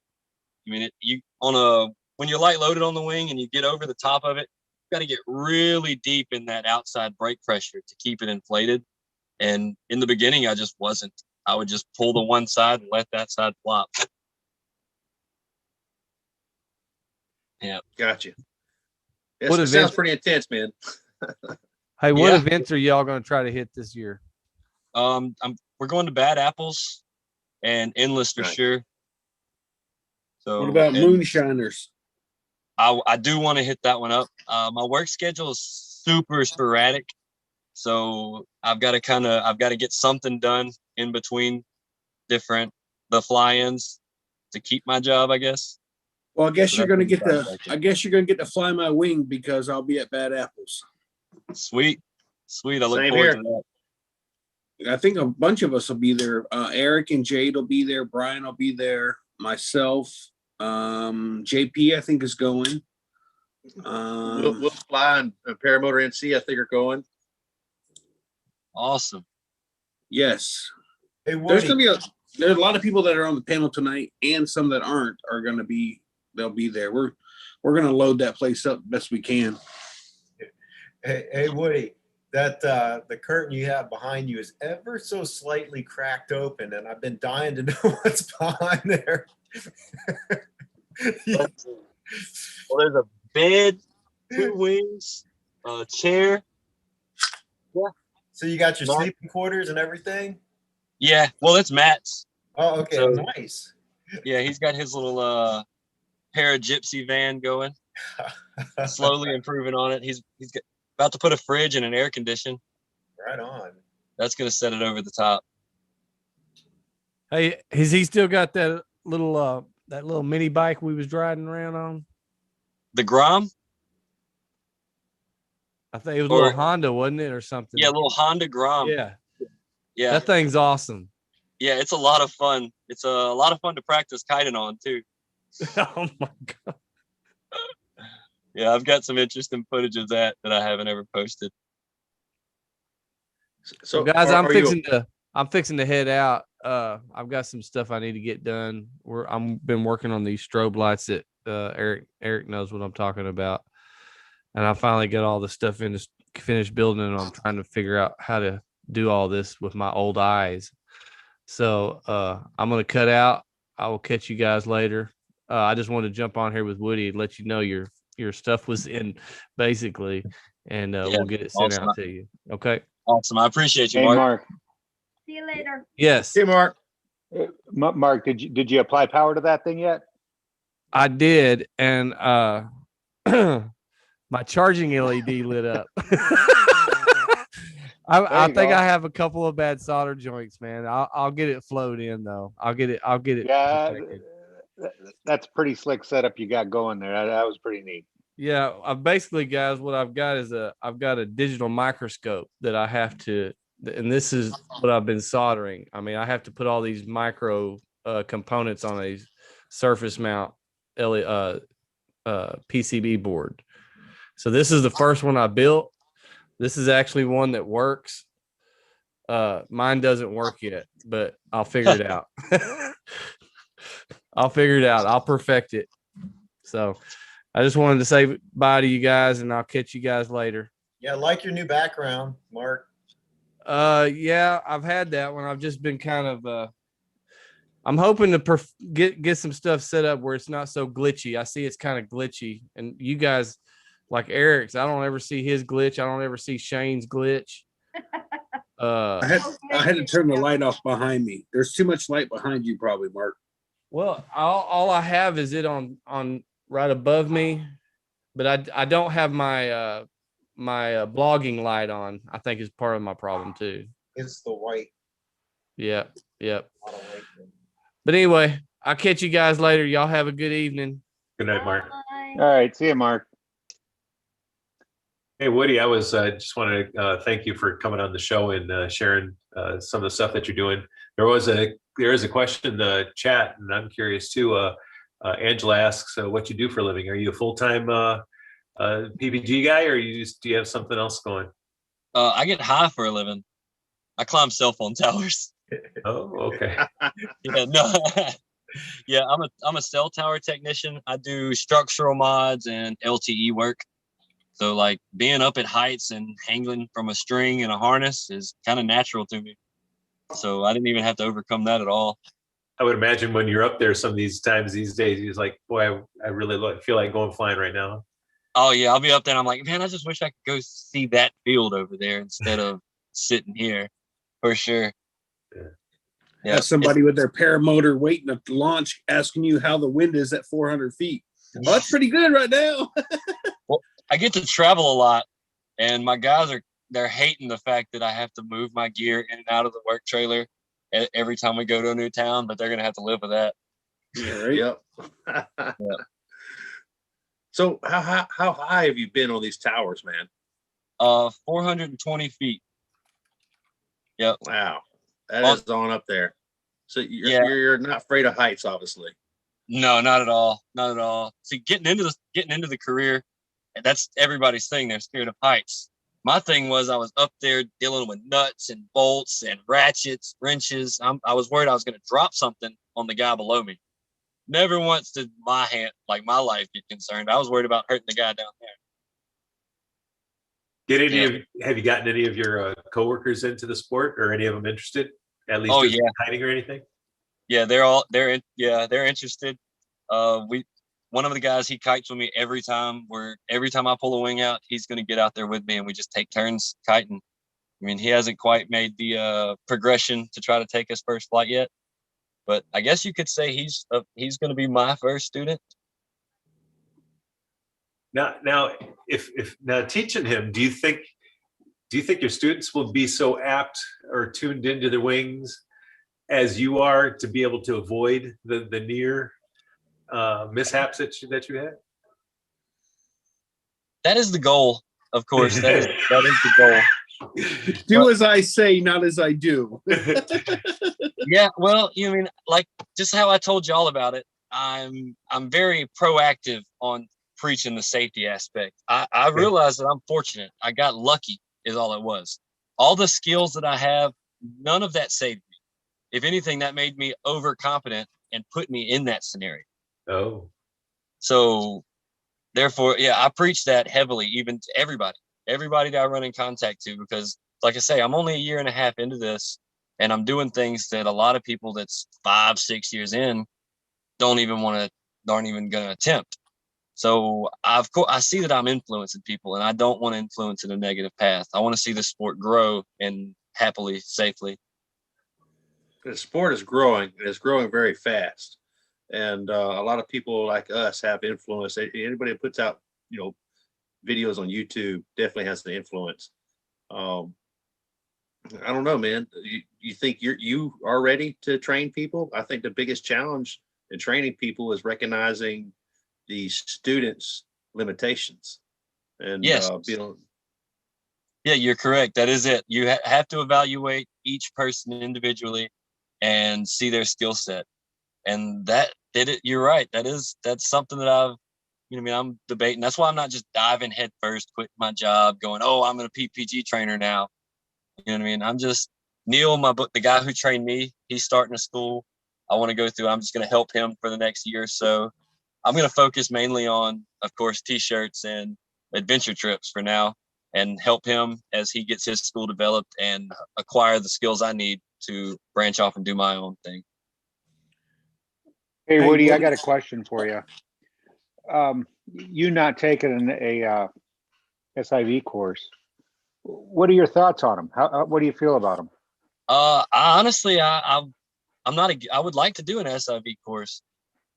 Just scheduling and about the time I was gonna do it, they had the accidents that have happened through the most popular one at this time, and that kind of steered me away from it. I've watched some videos of a couple different SIVs, and I didn't really like the way they went about the whole process.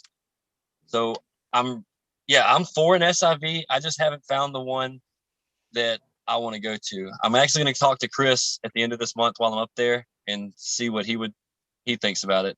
Because I want to do dynamic full stalls and helicos, and that's something that you don't need to do over a cow pasture. I think that's right. A good plan, I was just wondering if you're going to be teaching them or are they teaching you? Oh, They'll definitely be teaching me. All right. There's actually a big school out in that's a highly recommended school in Utah, where you're headed. You're going out there in a month, so you might look into that. Chris will know about it. Yeah, they're having an SIV the same weekend that I'm supposed to go out there. So yeah. I wanted to go check that out at the same time. So it's going to be a busy weekend. I hope I can make it. Yeah, just make sure that wherever you go, man, they put safety first. It's for sure. Yeah, and yeah, for sure. Hey Woody, when you go to Bad Apples, you see the name at the bottom of my screen right now, right? Yeah. Yeah. Come find me at dinner time. Okay, bet. Well, you'll come to learn that you don't have to ask me when I'm hungry. Just assume I'm hungry and let's go eat. There you go. Yeah, Bad Apples is gonna be awesome. Hey, are you a one wheeler? No. I've never been on one. Yeah, okay. I've ridden them, but I just don't see the hype for the money. You mean so? Shane, there was a question in the chat regarding Bad Apples. What's on the menu? You got something planned out? It's definitely going to be pork butt.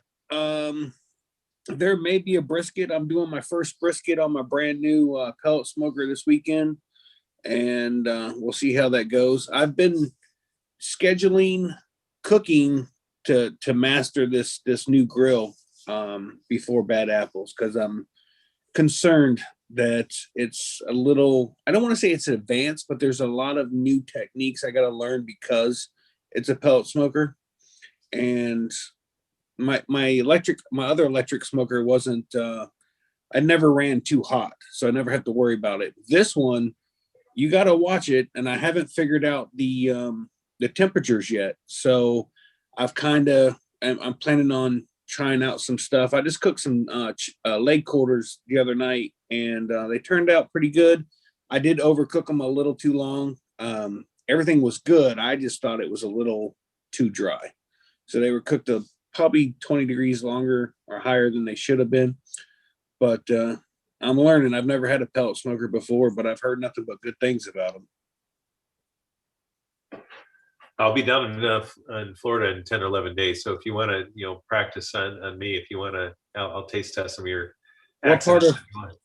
What part of Florida are you going to be at? I'll be in Lake Wales. Are you? I'll have to get with you and meet up with you over there. I'll be there for a good month or so. So there'll be some time to play with. Are you flying or what are you going over there for, Jim? I'll definitely be doing some flying, but I'll be continuing my internship. Oh, okay. Okay. All right. He's interning to be an instructor at Aviator. I didn't know that. We were talking about instructing a little while ago, and that's one of the things I really liked about training at Aviator is they had interim instructors and full-time instructors. When I went through the program, there was probably a dozen instructors with just 8 students. Some were training, and you got to work with a different one every day. So, you know, you don't always, every instructor doesn't always mesh with every student very well. So it's nice that they had that, you know, a variety, I think. Yeah, I seen where they were looking for instructors not long ago, and that would have been a great opportunity to take if I could have taken it. But, well, Eric Farewell will bring you in a heartbeat, dude. He's always recruiting. They're always looking for instructors. I think that the trend is a lot of instructors tend to come there, get training, and kind of break off and start their own thing, or they just get burnt out, you know, because you have to put in some hours for sure. Yeah, I can see that. Wish you the best of luck, Jim. I appreciate that. Speaking of Aviator, we were talking about, you know, risk profiles and stuff. One of the advice that I saw when instructors give was like, if you've got your sights on doing certain maneuvers, he didn't say don't do those, but if you want to do something like that, he would talk about moving towards that in increments. And if you, in one increment he'd give you, it's like, make sure that you do a certain profile and then land it just right, or not land, but end your maneuver just right. And if you don't move up until you can get by that. So I'm thinking as an instructor, that's something that, you know, instead of telling somebody that they can't do that or they shouldn't do that, it's like, well, hold off on doing that until you can master this thing, and that would be a stepping stone. So yeah, I thought that was some pretty good advice from one of those instructors. Yeah, I agree. I have a bunch of people messaging me talking about, hey man, we should link up and you teach me acro. I would love for you to teach me acro. And I definitely have no interest in teaching acro at the moment. I mean, I'm learning. I definitely don't need to be teaching somebody. I fully understand the glider. I can get someone off the ground safely. Basic maneuver courses, no problem. But yeah, I'm with you. Everybody wants to be the cool kid on YouTube and do the cool maneuvers. But you're right. You need to master it in steps. Start at the basics. Get your landings, your spot landings, your takeoffs, all that perfect. Because if you can go up there and do a sat into a barrel roll and look cool, but if you swoop into the pond, you're still that fool who swooped into the pond or who can't land. Right. You know what I mean? So yeah, definitely take it in moderation. Is that your thing? I got on the show late. I didn't hear what type of flying you're into most. It sounds like mostly acro, but I don't know if you're into like slalom or cross country or anything else. A little bit of cross country. I mean, just going up and flying in a straight line for an hour and a half gets kind of boring to me, but I could see like the actual excitement of visiting somewhere once you get there is cool. So my main flying style is definitely freestyle. I like to climb up really high and just fall with style, tumble down. Like I spent most of my time over the same field just doing that. I'd go up 5,000 foot, fall down to 1,000, do it again. Do that 4 or 5 times till my adrenaline's just out of the roof. I'll come down and land, hang out for a few minutes, and try it again. Let's go. Dane, that sounds like one of your flights. What did you say, Will? Yes, that sounds like one of your flights. Who? Yours. Going up to 5,000 feet and tumbling down. No, I didn't tumble. I was just hurry up trying to get down. I just Woody, I just did my mile after about a year and a couple months. It took me 3 different tries, but I finally built the courage up to do a mile high, and it was it's a lot higher than I've been. So And once I got up there, I couldn't wait to get down. Of course, my motor wouldn't restart, so I had to land dead stick, but it was fun. Everything worked out well. The guy who trained me, Neil, like I said, he'd been flying under a parachute for 9 years before I come along. He was the same way. Me and him went up to a mile together. And it took me and Flight Wyatt out there at that Friendsgiving. We was pushing him. We was like, bro, you mean you want to be an instructor and you won't even fly up to a mile? And that was all it took. He was like, okay, if y'all two will do it, let's go. And we struck out. We went to 6,000 that day. Yeah, Sean, the host of the show, he wants to do a 10,000 at Moonshiners. Yeah, I don't know about all that. Higher than that?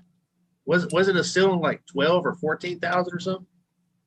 At Moonshiners? Moonshiners? Is there a ceiling? I think it was 12. Yeah, 12. Okay. I'm fortunate. Go all the way up. Go ahead. I'm sorry. Yeah, he was wanting to go all the way up to the 12,000, I think. You know, and we're talking about like, you know, taking supplemental oxygen, stuff like that. So, well, I don't know. I'll meet him at the 4,000 foot mark.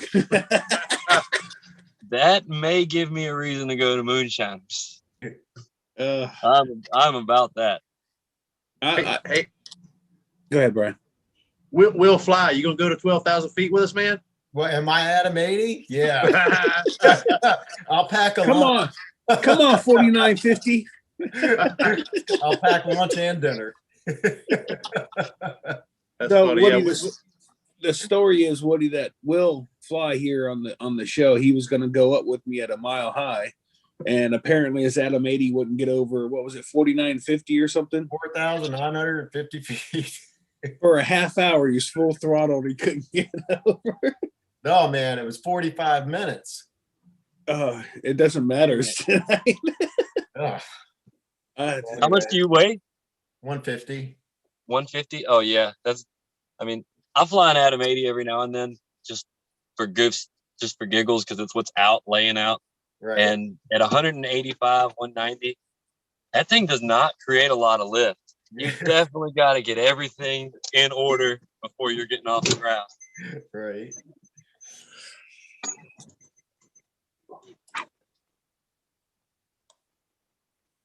I think Jim's talking, but he's muted. Yeah, computer told me too. How often do you actually go up to high altitudes? I haven't gone up that high, but I hear it's a whole lot of work for not a whole lot, but bragging rights. You don't see much. I mean, you can't really decipher what's what, to be honest with you. I mean, trees just look like blocks of trees, and a road just like a thin line. And I mean, it's nice to look out and see the horizon and kind of see the shape of the earth from there. But outside of that, I mean, unless you're going to go up to do acro or something like that, it's really, to me, I don't really see a point.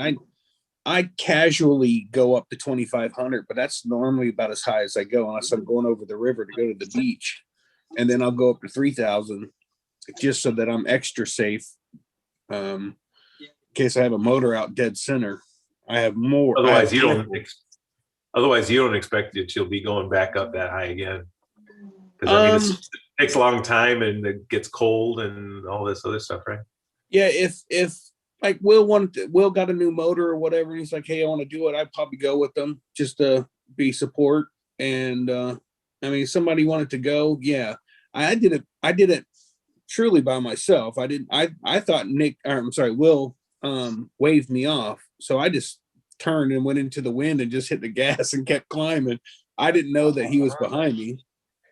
So I got a question for Will. If he goes to Colorado, where it's the mile high city, can he actually fly? Just like Shane did. You know, you just set your watch to MSL and you're good to go, man. Yeah, well, I think it would require a carb adjustment for yeah. Jim gave me a hard time about that. I answered him wrongly as I was driving down the road. And then he's like, well, if you go to Colorado and you step off the side of a hill and you're already a mile high, did you fly a mile? I was like, wait a minute. I reset my watch to 0 on the ground. And he was giving me crap about it. And I was chuckling because it was funny, because I realized what he was saying, but I didn't do what I had said in the reply. I did reset my watch to 0, and I went up 5,300 feet from there. So yes, I went up a mile from where I was flying, which if it was ground level, it would only been 68 feet difference, which would have left me short of a mile because I was still in Florida.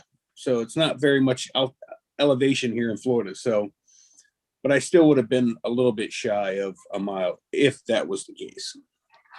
I think I'll go to Colorado to do my mile hike. To fall down. That's exactly why I bought the bigger motor when I bought my first motor. I was like 185, 190 in training. Like, yeah, you can fly either one technically, as long as you don't want to climb high, and take off my altitudes. Like, I'm going to Colorado every year. I want to be able to launch from 6,000 feet. So yeah, you need the motor. So, man, it's a good decision. I'm glad I got the bigger engine, because after I broke my leg and put on some weight, I don't even think I'd be able to get into the air on the Atom 80. It would have made it easier after your accident to get off the ground if you had an 80. I mean,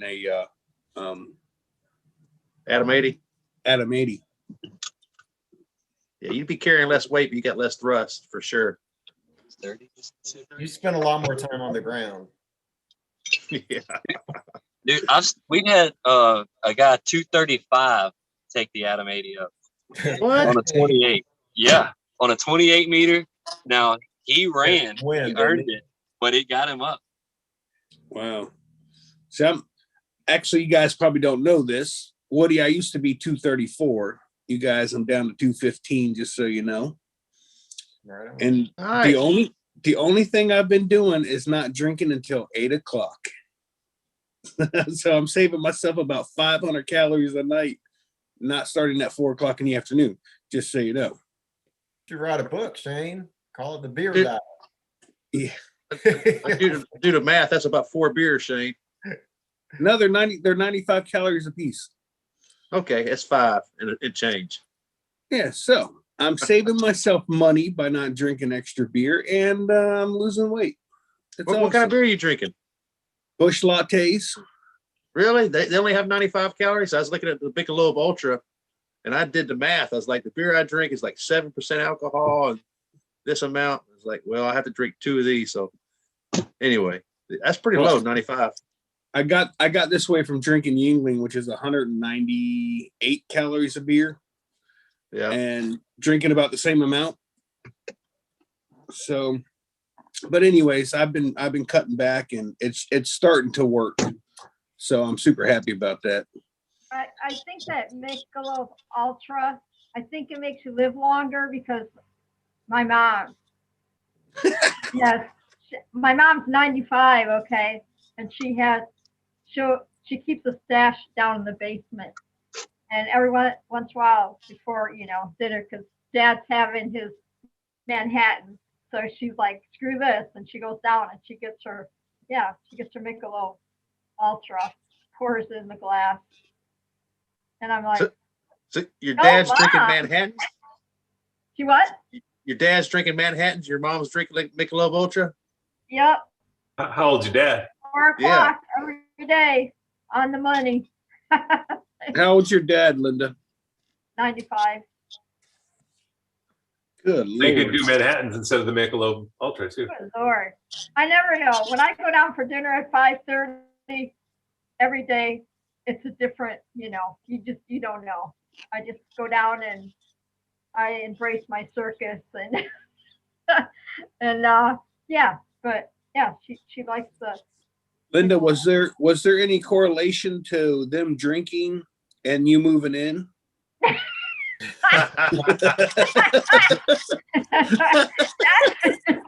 Well, possibly I would give it like 50-50, but I have to laugh because, okay, this is really funny. Before I moved out here, I'll tell you a really funny story real quick. Before I moved out here, okay, my dad's birthday is November 23rd, right? So I call him to wish him happy birthday. And not realizing that my dad was kind of lit, from Manhattan. So I'm like, Dad, happy birthday. And he's like, oh, I love you. Oh, thank you. And all this stuff. So I call my sister right away, and I'm crying because because I think he's dying. I'm like, what's wrong with Dad? And then my sister calls my mom. My mom calls me. This was her. Linda, he's drunk. And that was the end of that. So, you know, I'm telling you. Hey, guess- I think most of us hope that we could be 95 and still enjoy a drink. No Yeah. kidding. I love them That's with all awesome. my heart. Yeah, believe me. But yeah, seriously, I thought my poor dad was dying and he wasn't dying. Now I learned after moving in with him, I'm like, oh, I get it now. Hey, Walter in the Anyway. chat has an idea. I'll bounce it off the panel. He thinks I should add nitrous to the Atom 80. What do you guys think? It'll work one time. Yeah. Yep, we put nitrous to a weed eater one time, and I can vouch it only works once. It worked well, didn't it? That one time. It made a really cool noise for all of 30 seconds. I would say, oh Lordy. That's what she said. Was that the next comment? Story of my life. Made a really cool sound for 30 seconds.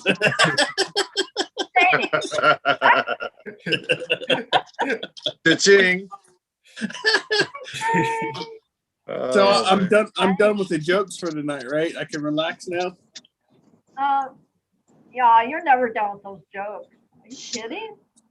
Linda, I got a joke for you, and I only want to be able to see. Let me move over here to Jim's face here because I want to see his face for this. Does it have anything to do with midget? If you're getting ready to tell a joke, I was going to just go ahead and get off here. So, Linda, what do you call a pile of cats? Oh God, shall you go there? Oh. What thing? What? It's a meowton. Meowton. But All right. Stop, Shani, stop. That one I had to save just for you because you like them all. Oh, thank you. I'm feeling the love here right now. Oh. I don't know what to, I'm just gonna leave it right there. Anybody that wants to hear about 2 hours of good jokes from Shane needs to tune in to his show on Tuesday nights. He has, and we talk about paramotors and anything else. Yeah. What time does that come on? 8 o'clock Eastern time tomorrow night. Awesome. And when we get more than 20 people listening, he puts on a wig. That was one time. One time. Oh, What? I'm glad I got to see that man. He's backing out on us, guys. Yeah, Shane. Hey, You're backing out, man. Woody, You got it recorded. Hey, hold on now. Kinda like it is right now. We just all hang out and we shoot the stuff and we talk. It's my channel's a little bit more relaxed. You can say pretty much whatever you want. But we just hang out and have a good time and talk about whatever pops up. And yep. You there? I'm already. Yeah, I'm definitely tuned into that tomorrow. Yeah, we have a good time. Sometimes we talk about cooking.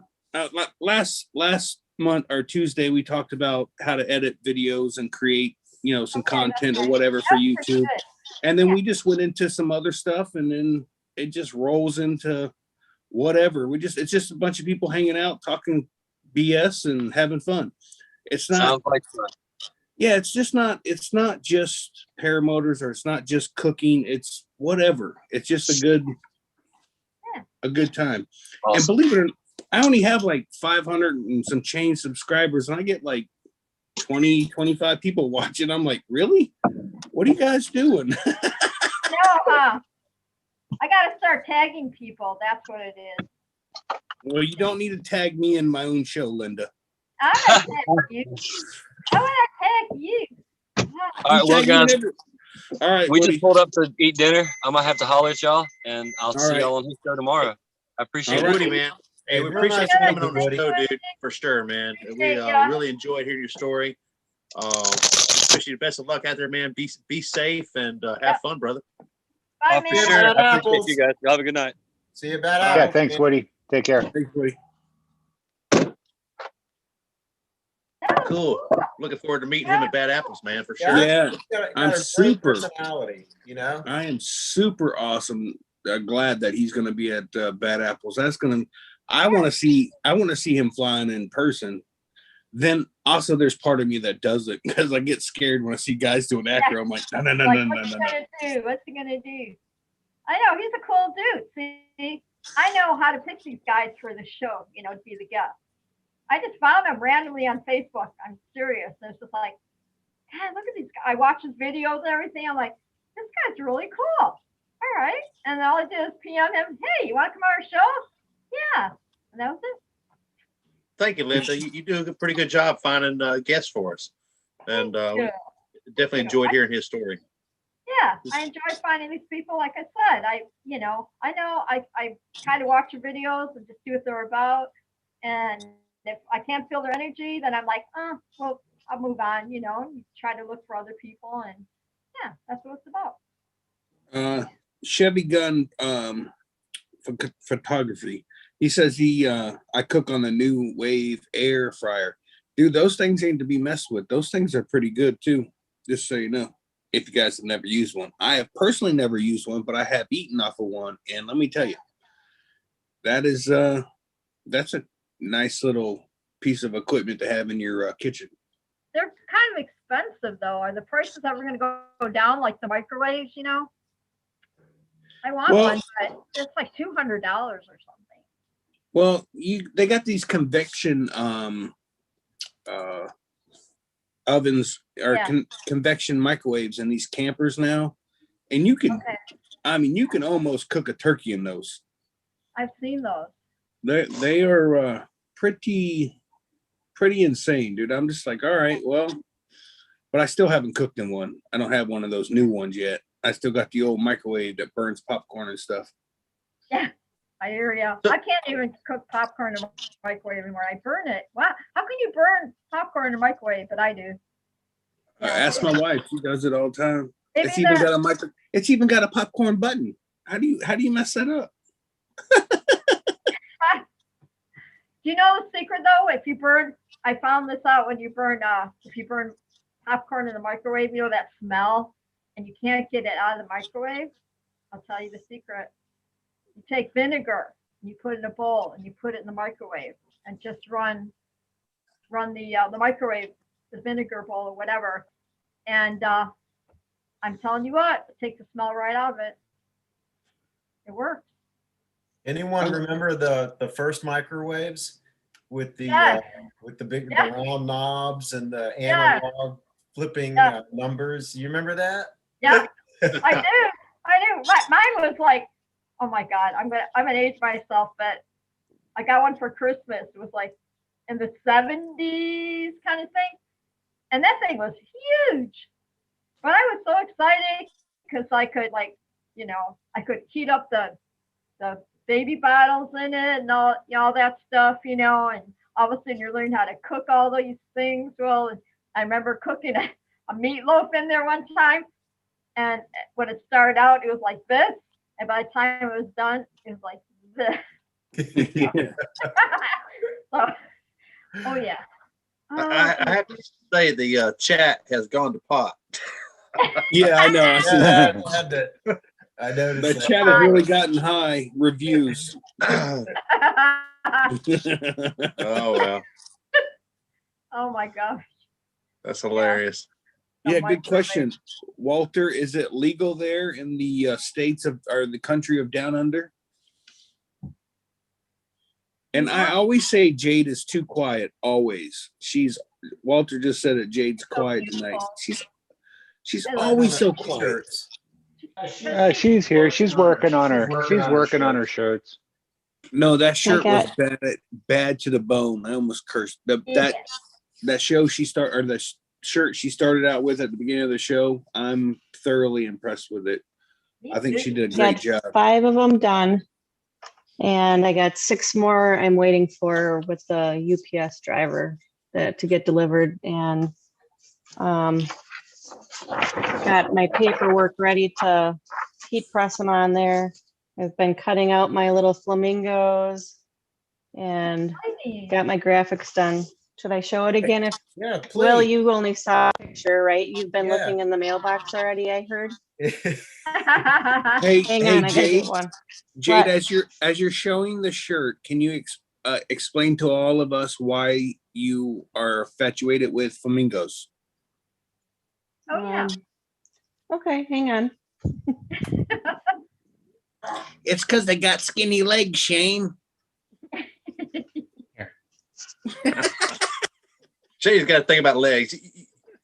Little skinny Yes. chicken legs. Chicken legs. Oh, Your buddy I've Jason never- was giving you a hard time about that. yeah, I never, dude. It doesn't matter. When I did work out, I could go 3 days a week and do legs, and nothing would ever come of it. What you guys may or may not know is I used to run track, and I was very good at the 100 and 220, and I was very fast. But I had like the skinniest legs on the starting line every damn time. It never failed. So you used So to be there's a the skinny front. chef, is what you're saying? I used to be a skinny track runner. Yes. Nice. Very nice. I love that shirt. And here's the back. Hold on. I can't see it. Hold on. Let me Everybody find. has their own little logo. Look at my cowboy hat. It's so dang cute.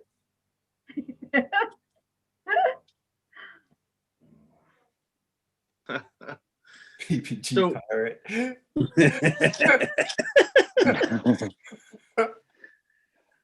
Don't know if anybody wants to go to Bad Apples and wants to support Jade's shirt. She will. I don't know if she's going to sell them, but she'll trade you something good. We also acquired a few of these that hang Yes. from the mirrors. I don't Cute. remember if you guys saw this on Jade's mirror. We have a bunch of them, and we have them in every car we have. And so this weekend we picked up 10 more of them. 9. And Oh, those are we- gonna sell like yeah, that. we picked up 9 of them. Picked 8 of them. Okay, now 8. So we picked up a couple, and we're not selling them. We will trade for something pretty cool. Let's just say that. Okay. Well, I got 30 seconds and I can make a really cool sound, just so you know. There you go. Hey, in the chat, I just want to point out, but I don't want to point out, DP said I can do leg workout every day. Ha ha ha. I listen, I just can't. I'm done. Like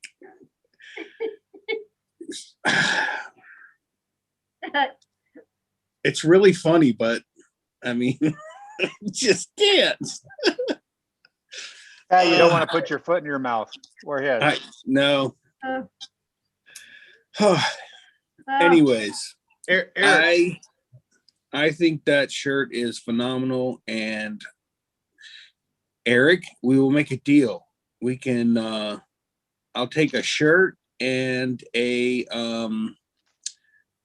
paraglider mirror hanger thingy, and I will trade you. Oh, what can I trade them? ooh, Dinner. good. How about wives? that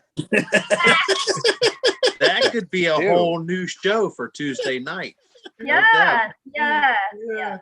Yeah. That could be interesting. I'm just saying she can bring you a beer and you don't drink, so she really has to do nothing. She'll probably be all for it. Yeah, No, you're gonna have because if to I knock define on the window and interesting, too. expect a beer, I'm going to get hit in the head. Eric, you're gonna have to define interesting, something interesting. So I got to find something interesting to trade. Yeah, just something like a sweatshirt, something. Will's looking, he's looking, he's like, man, what do I got? Yeah, you're in North Carolina. You got, I don't know, the Wright brothers. Oh wait, Yeah, first in the first flight was Ohio. JP said it was Ohio. Yeah, JP's not here right now, so I can say he's wrong. Right. Yeah. Brian, we know that your wings are blue, but this is the Yes. best we could come up with, the blue and yellow. That is awesome, man. I love those little things, dude. But one of my last dogs before Major, I had Buddy, and Buddy would chase everything remote control. I had this. I went to space camp in Huntsville, Alabama, and I had this little space shuttle that had an actual electric motor fan built into it, and you hang it by a string, and you turn the fan on, and it would go in circles. Man, my dog would go crazy over this thing. We have got to build a little paramotor thing like that hangs on a string. It's basically exactly what you got, except the motor on the back is an actual electric motor, and you turn it on and it flies in a circle. Yeah, Jade has one right there. But it's got Santa on it yet, so we're gonna switch it out and put a little paramotor on it. Oh, there you go. Brian, here's your shirt. I just got done making it. I like it. It's blue. Yeah, it's the same color you're wearing. Very Nice. cool. Very cool. I'm so looking forward to that. Thank you so much. That is awesome of you to make shirts. She's I like got it, spoiling Eric. that. I got it. I got the interesting thing. I'm gonna trade you. I'm gonna What? just, I don't know, go into a parking lot somewhere and snatch someone's North Carolina license plate, because it says on every plate, first in flight. Hey, that's interesting, isn't it? That's interesting. There you go. That works. We're just gonna go ahead and put out an APB now on Will about missing license plates. All of a sudden, there's gonna be a bunch of PPG pilots in jail. Yeah.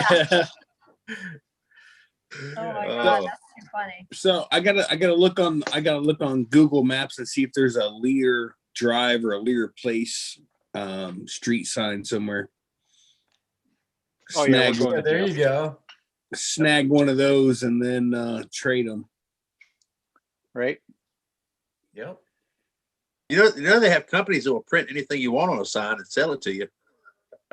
You know, You don't have to steal it from the side of the road. you know the place that I work for makes all the street signs in town, so I could literally get one made up without any trouble. Never trust a skinny chef Shane Boulevard. Maybe Avenue. I don't know. Place? I don't know. Hey Shane, there was a guy from Wisconsin that moved down to your neck of the woods, and I asked if he knows you. He said no. And then I said he's got to meet up with you, but he's a PPG pilot too. So if somebody reaches out to you, he's going to he was going to watch the show tonight and possibly meet up with you. Where's he located at, or where is he? Melbourne. Okay. Now, and his name is Robert. Okay. So I was kind of chatting with him a little bit, but into all the kiteboarding and PPG stuff. So Invite him to the show, Eric. Next month. I told him about the show. He said he would try to find time to watch it. So. Well, yeah. So, if you want, send me his name, and then we'll just take it from there. Yeah. So Eric. Yes. Neighbor Mary. I'm gonna eventually have her. I'm gonna have her change her name eventually, dude. I'm just gonna keep calling her Neighbor Mary. Neighbor Mary. Right. Or Mary the neighbor. Oh, what's cool is I can just look across the lake and see her. Yeah, but without but she can see you too, Eric. Yeah, and she's got a higher telescope than you do, so. That's why is that lake still frozen? No, it's not frozen anymore. No, I just dipped our dog in the lake tonight. She deserved it. She rolled in something, and she's white, and she was completely black. Uh-oh. And she wasn't going in the house to the tub. She went right to the lake. That's still cold. Everybody ask her what she rolled in. Poop. The big dogs, I think. I'm not sure. No shit. Dogs are nasty. They find the stinkiest stuff to roll in, man. Ooh, I got stories. So Jade, what's the temperature of your lake right now? Cold. Oh. There you go. No. That's a good answer. Yeah, Hey, you don't go out there like, let's see how cold the lake is tonight. Let me just stick my foot in it. hey, Jade, did you fill out your new job application for that air conditioning company? You know, I was ignoring you all day. Oh, I got Eric's number now. We're chatting about you all day. No, I am going full board tomahawk tees, making flags, making shirts. That's what I'm going to do if I lose my job. And videos. And Yeah, we'll videos. hope. Yep. I told Eric you can make money doing it as long as you stop giving it away. Yeah. Right. We There's got a lot of people. Go ahead. Brian. I was just gonna say we got Fly Baby Fly in the chat. Yep. Oh, I do need help on my YouTube so I can start a girls channel maybe someday, but I need more subscribers, please. So Amy and I had talked about possibly just doing a all girl channel. And I said, I want to get more familiar with the sport beforehand. And then at least we could interview other ladies that are in the sport also. So, but I need a lot more subscribers in order to go live. Well, I told you can just do the Zoom thing. I know, I don't want to cheat. I want to have more subscribers too. Well, you got to start small, young lady. You're going to start out selling a couple shirts out of your kitchen, putting them together. Next thing you know, you're going to have a bunch of kids overseas for 6 cents a day making these shirts, and you're just going to be living in your big mansion. Oh, Eric's already got them at his shop. Allegedly. Oh. YouTube can be tough. I mean, some people just have a knack for it and put out a video that goes viral, and their channels get a lot of subscribers. Some people really have to work for it. Some people just keep throwing content out there. You know, Sean does pretty good. He's got almost 20,000 subscribers. You got Will Fly. He puts out some really good videos. Will, how long have you had a YouTube channel? How long did it take you to build up over a couple thousand subscribers? A little over a year. Okay. So yeah, you look at his videos, he puts out really good content. And me, I just put out stories of my life that, you know, if you're not really a friend of mine, I'm not really teaching you anything. So, you know, I've got 400 subscribers in a year and a half of paramotoring. You know, before I got into paramotors, I had like 30 or 40 subscribers, and they were just all my friends. So it takes work for sure. But you've got to put out good content regularly in order to pick up a lot of subscribers. Right. I always say that I never started YouTube to make it a career or to get notoriety or whatever. I just did it as a distraction. The fact that I have more than 4 subscribers is a complete honor. I say this all the time, and I truly mean it. I think it is fabulous that over 500 people have decided they want to watch me or subscribe to me. I don't know if they watch me or not, but I mean, I just think it's absolutely, it's an honor to have that many. And I am pleased and just unbelievably thrilled to have that many people. I mean, I felt the same way when I had 100. I hit 100. I was just jumping up and down. My wife's like, what are you doing? I'm like, I got 100 people that are willing to at least hit a like button, you know, a follow button or subscribe button. I said, I can't believe it. And I feel the same way to this day. I look at Sean, and Sean's got like 19,000, almost 20,000. I'm like, I don't know if I want to be that big, because I feel like I have to make a comment. If I put a video out and there's 20 comments, I feel like I have to make 20 comments to each individual person. What do you get when you have, even like Will's, like, what do you will, 2,400? Like if you had 100 comments, I'd be there all day long going, thank you for watching. And then the next one, I have to come up with something new. Like, I feel like I have to do that as to show appreciation. It's not that I don't, it's not that I feel like I have to. I just want to show that I'm appreciative. So I do it. And it's exhausting already. That's the right thing to do. I mean, I acknowledge every comment, you know. Yeah. And, because I really do appreciate the feedback. So, yeah, I respond to every comment. I have 18 subscribers and I have not had to respond to any comments. I'm doing pretty good. I freaking love Eric, dude. He's awesome. I'll throw this out there too, Jade. Don't be afraid to promote yourself in your videos, because I don't. I've got like 1 or 2 videos in my library where I say subscribe or like in the end somehow. I've just always been kind of the person that's like, if you like it, you'll like it. If you subscribe, you subscribe. But that's hurt my numbers. So my videos, I have 400 subscribers and my videos average 100 views. Like Will's, he's got over a couple thousand subscribers, and his videos will get a couple thousand views, pretty quickly. So there's a lot to it. You gotta not be afraid to promote yourself. So it depends on what you want out of it. Me, it's just documenting my life experiences, and I enjoy going back and watching it myself. So I'm not worried about making money off of it or getting a lot of subscribers. No, but me neither.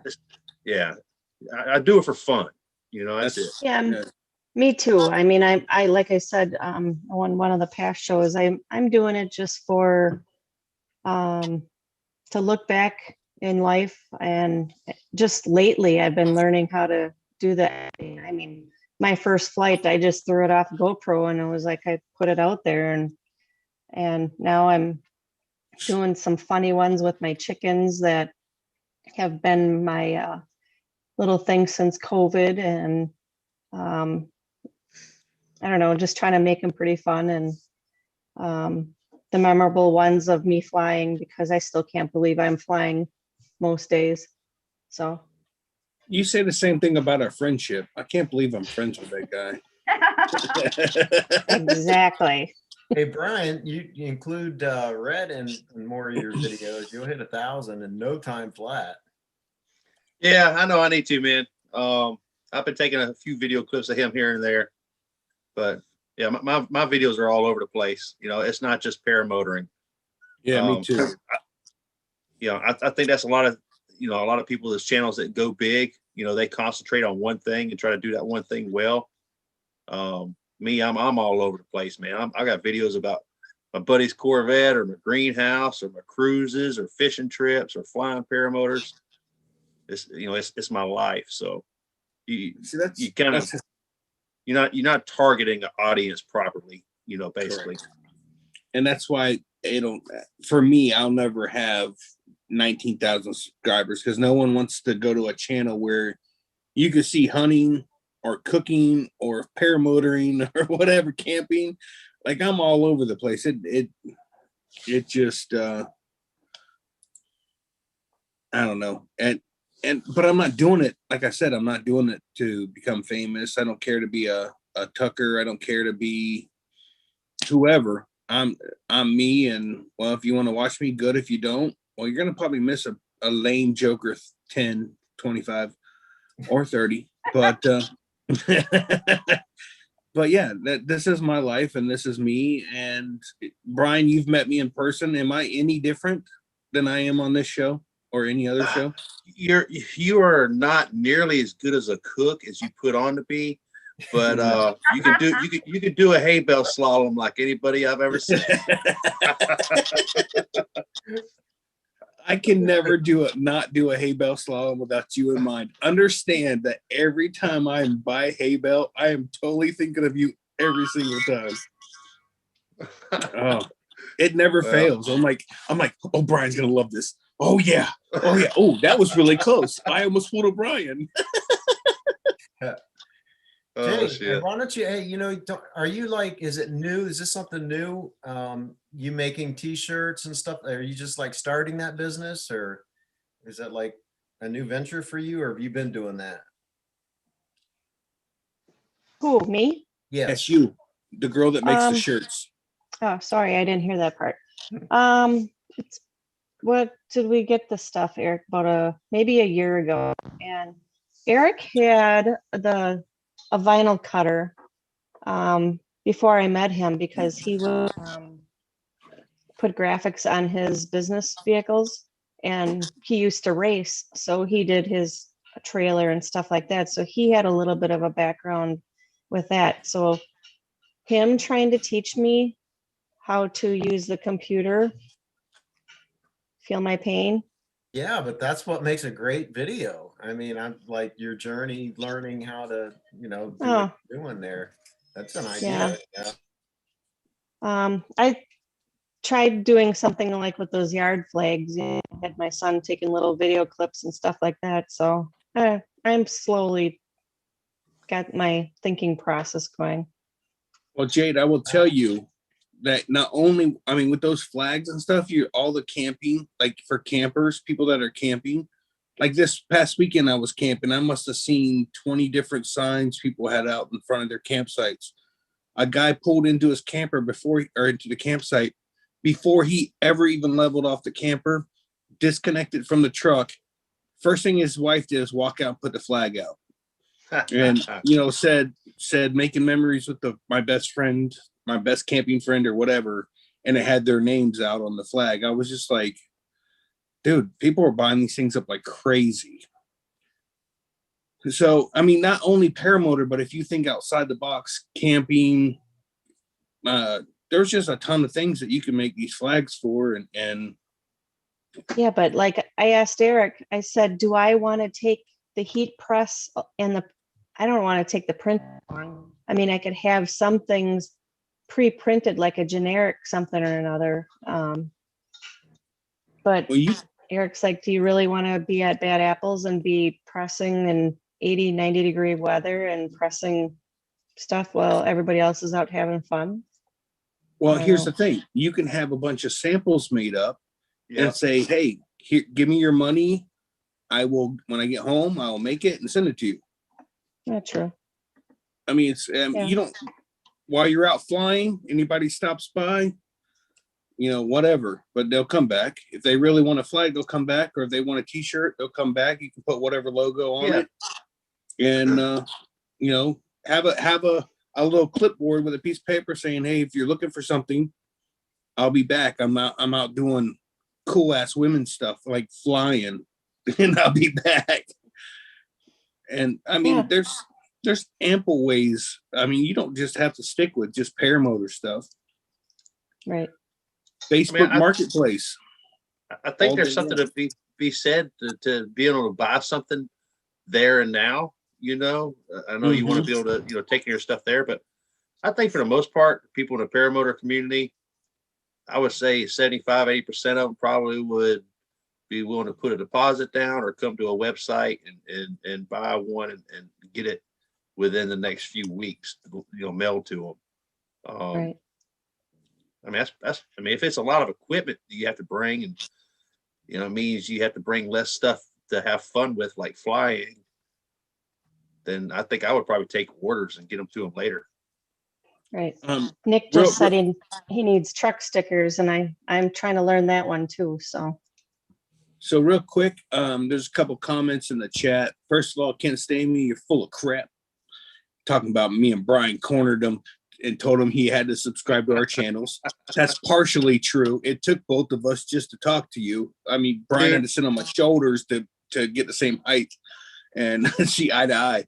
But Mark Elroy wants to know what did you race, Eric? I raced off-road. I was a professional circuit that ran through the Midwest.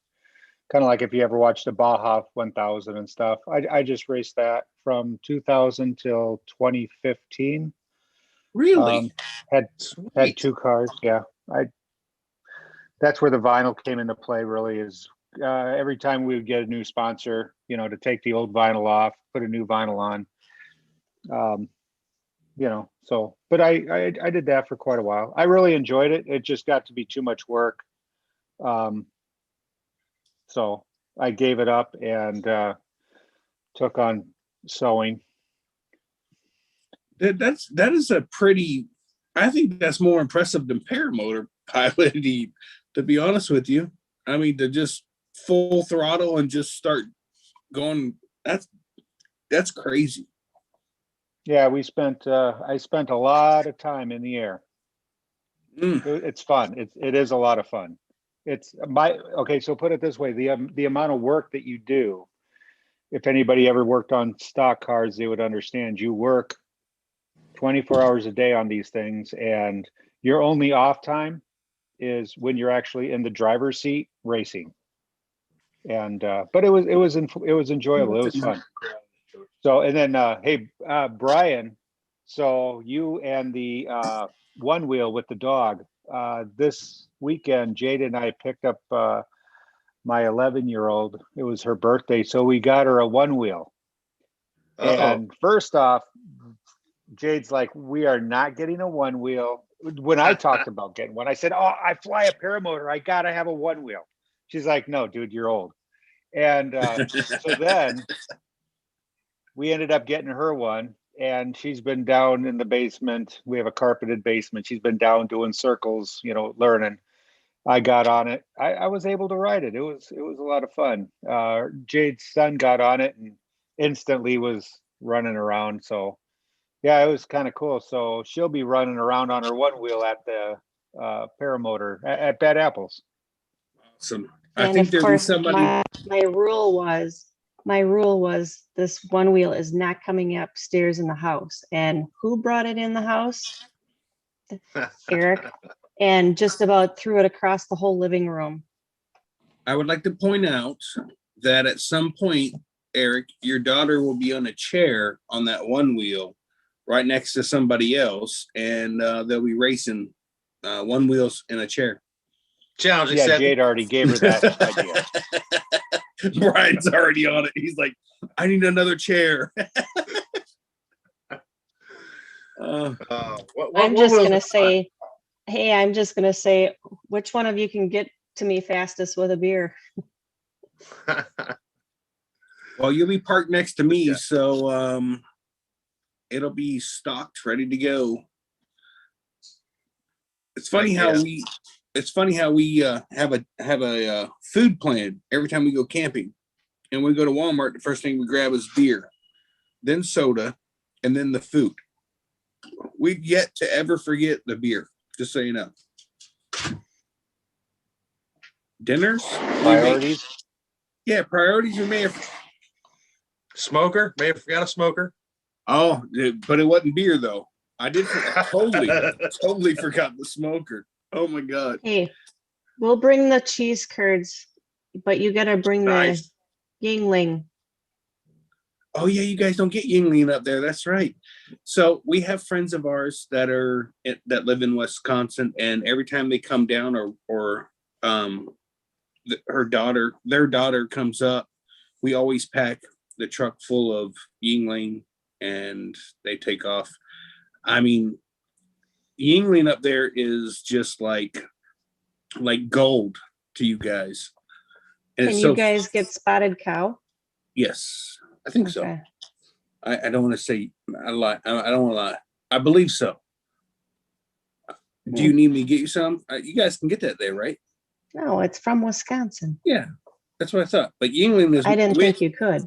I've never heard of it in Alabama. I've heard of mad cow, not spotted cow. Yeah, what's Yingling and what's spotted cow? I don't know either of those. Yingling, we actually have a distributor, or actually a plant here that makes Yingling over in Tampa, and the closest thing to Yingling that compares is Shinerbach. That's the closest thing. Yingling is the oldest brewer. Continuous running brewery in the United States. Okay, so it's a beer. Yeah, it's a beer. Okay, I got you. Yeah, it's a light beer, amber ale, maybe pale ale. It's a lighter beer for sure. Oh, it's not. It's a dark brown. It's a dark beer. Yingling is a dark beer. Yeah. Is it? It's a dark beer. It's a 198 calorie beer, dude. You don't get that from a light beer. I'm trying to tell you. I went from a full flavored beer, which was Yingling, to Busch Light. That was like switching from regular Coke to Diet Coke. It took some getting used to. But man, when I drink a Yingling, I'm just like, oh my goodness. Like those I sip because I enjoy them so much. They're just full flavored beers. This Busch I just drink like it's free because, oh my God, it's nothing like a Yingling. Probably save yourself a lot of money too. Yeah, Yingling's about $7-8 more a 24 pack than Busch Light is, but I mean, I would rather have a Yingling. I just wouldn't rather have this belly. Sometimes it comes down to taste, man. I did the math, and I'm drinking Voodoo Ranger IPAs. They're like 190 calories, but they're 7% alcohol. And then you look at, I looked at the Michelob Ultra, and 92 calories for 12 ounces, half the alcohol content. So, yeah, well, it's 4.2% versus 7%. So, I mean, you do the math, and it's like, I might as well enjoy less beer of the good beer that I like. I mean, it's got more alcohol in it, but I don't know. I mean, if you don't enjoy it, why are you going to drink it? You know, my absolute favorite beer is Lexington Kentucky Bourbon Ale. It's 8.5% alcohol, but it is packed with like 220 in calories. But I can only drink 4 of them, and I'm going to bed. I'm out. You won't ever find me sleeping in a chair. I just go to bed. You'll be like, where'd Shane go? Because I won't say bye to anybody. I won't say good night. I'll be like, I'm hammered. I'm out. And then I'll just go to bed. You can follow my clothes trail to the bed. Outside of that, that's how you know I went to bed. You see shoes, socks, shirt, and shorts. You know I'm done. I'm out. I like dude. root beer. Shane. Thanks for that vision. You're welcome. A visual. Now, if you see boxers laying on the floor, you know I'm just too far. It's gone too far. Like they're done. But yeah, if Jade, if you would like to trade me a shirt and a Paramotor mirror hanger thing, I will bring you a case of Yingling. There you go. At Bad Apples. You better at least bring a root beer for Eric. Oh, jeez. I'll bring you a 5-gallon bucket of tomatoes. How about that? Jeez, there you go, Brian. Gallon. Stuff from your garden. Hey, so we went down to our instructor's Saturday down in Madison, and he had a grapefruit beer, and I liked it. I like fruity beers. I don't know, but it was good. I don't even know what it was, but it was good. I think Linda just made fun of you. She might have. She might have. I'm sorry, it just sounded funny. I like fruity beers. She said it, and I did the motion. Fruity. Hey, I'm going to bed. Will, no one like tried to force you to do anything you didn't want to do when you were at Swanee. It doesn't matter if Eric, same thing. If you don't want to drink, you ain't gotta drink. You guys are grown men. You know what I mean? Yeah, man. Yeah, but I can't drink. I don't have any problem.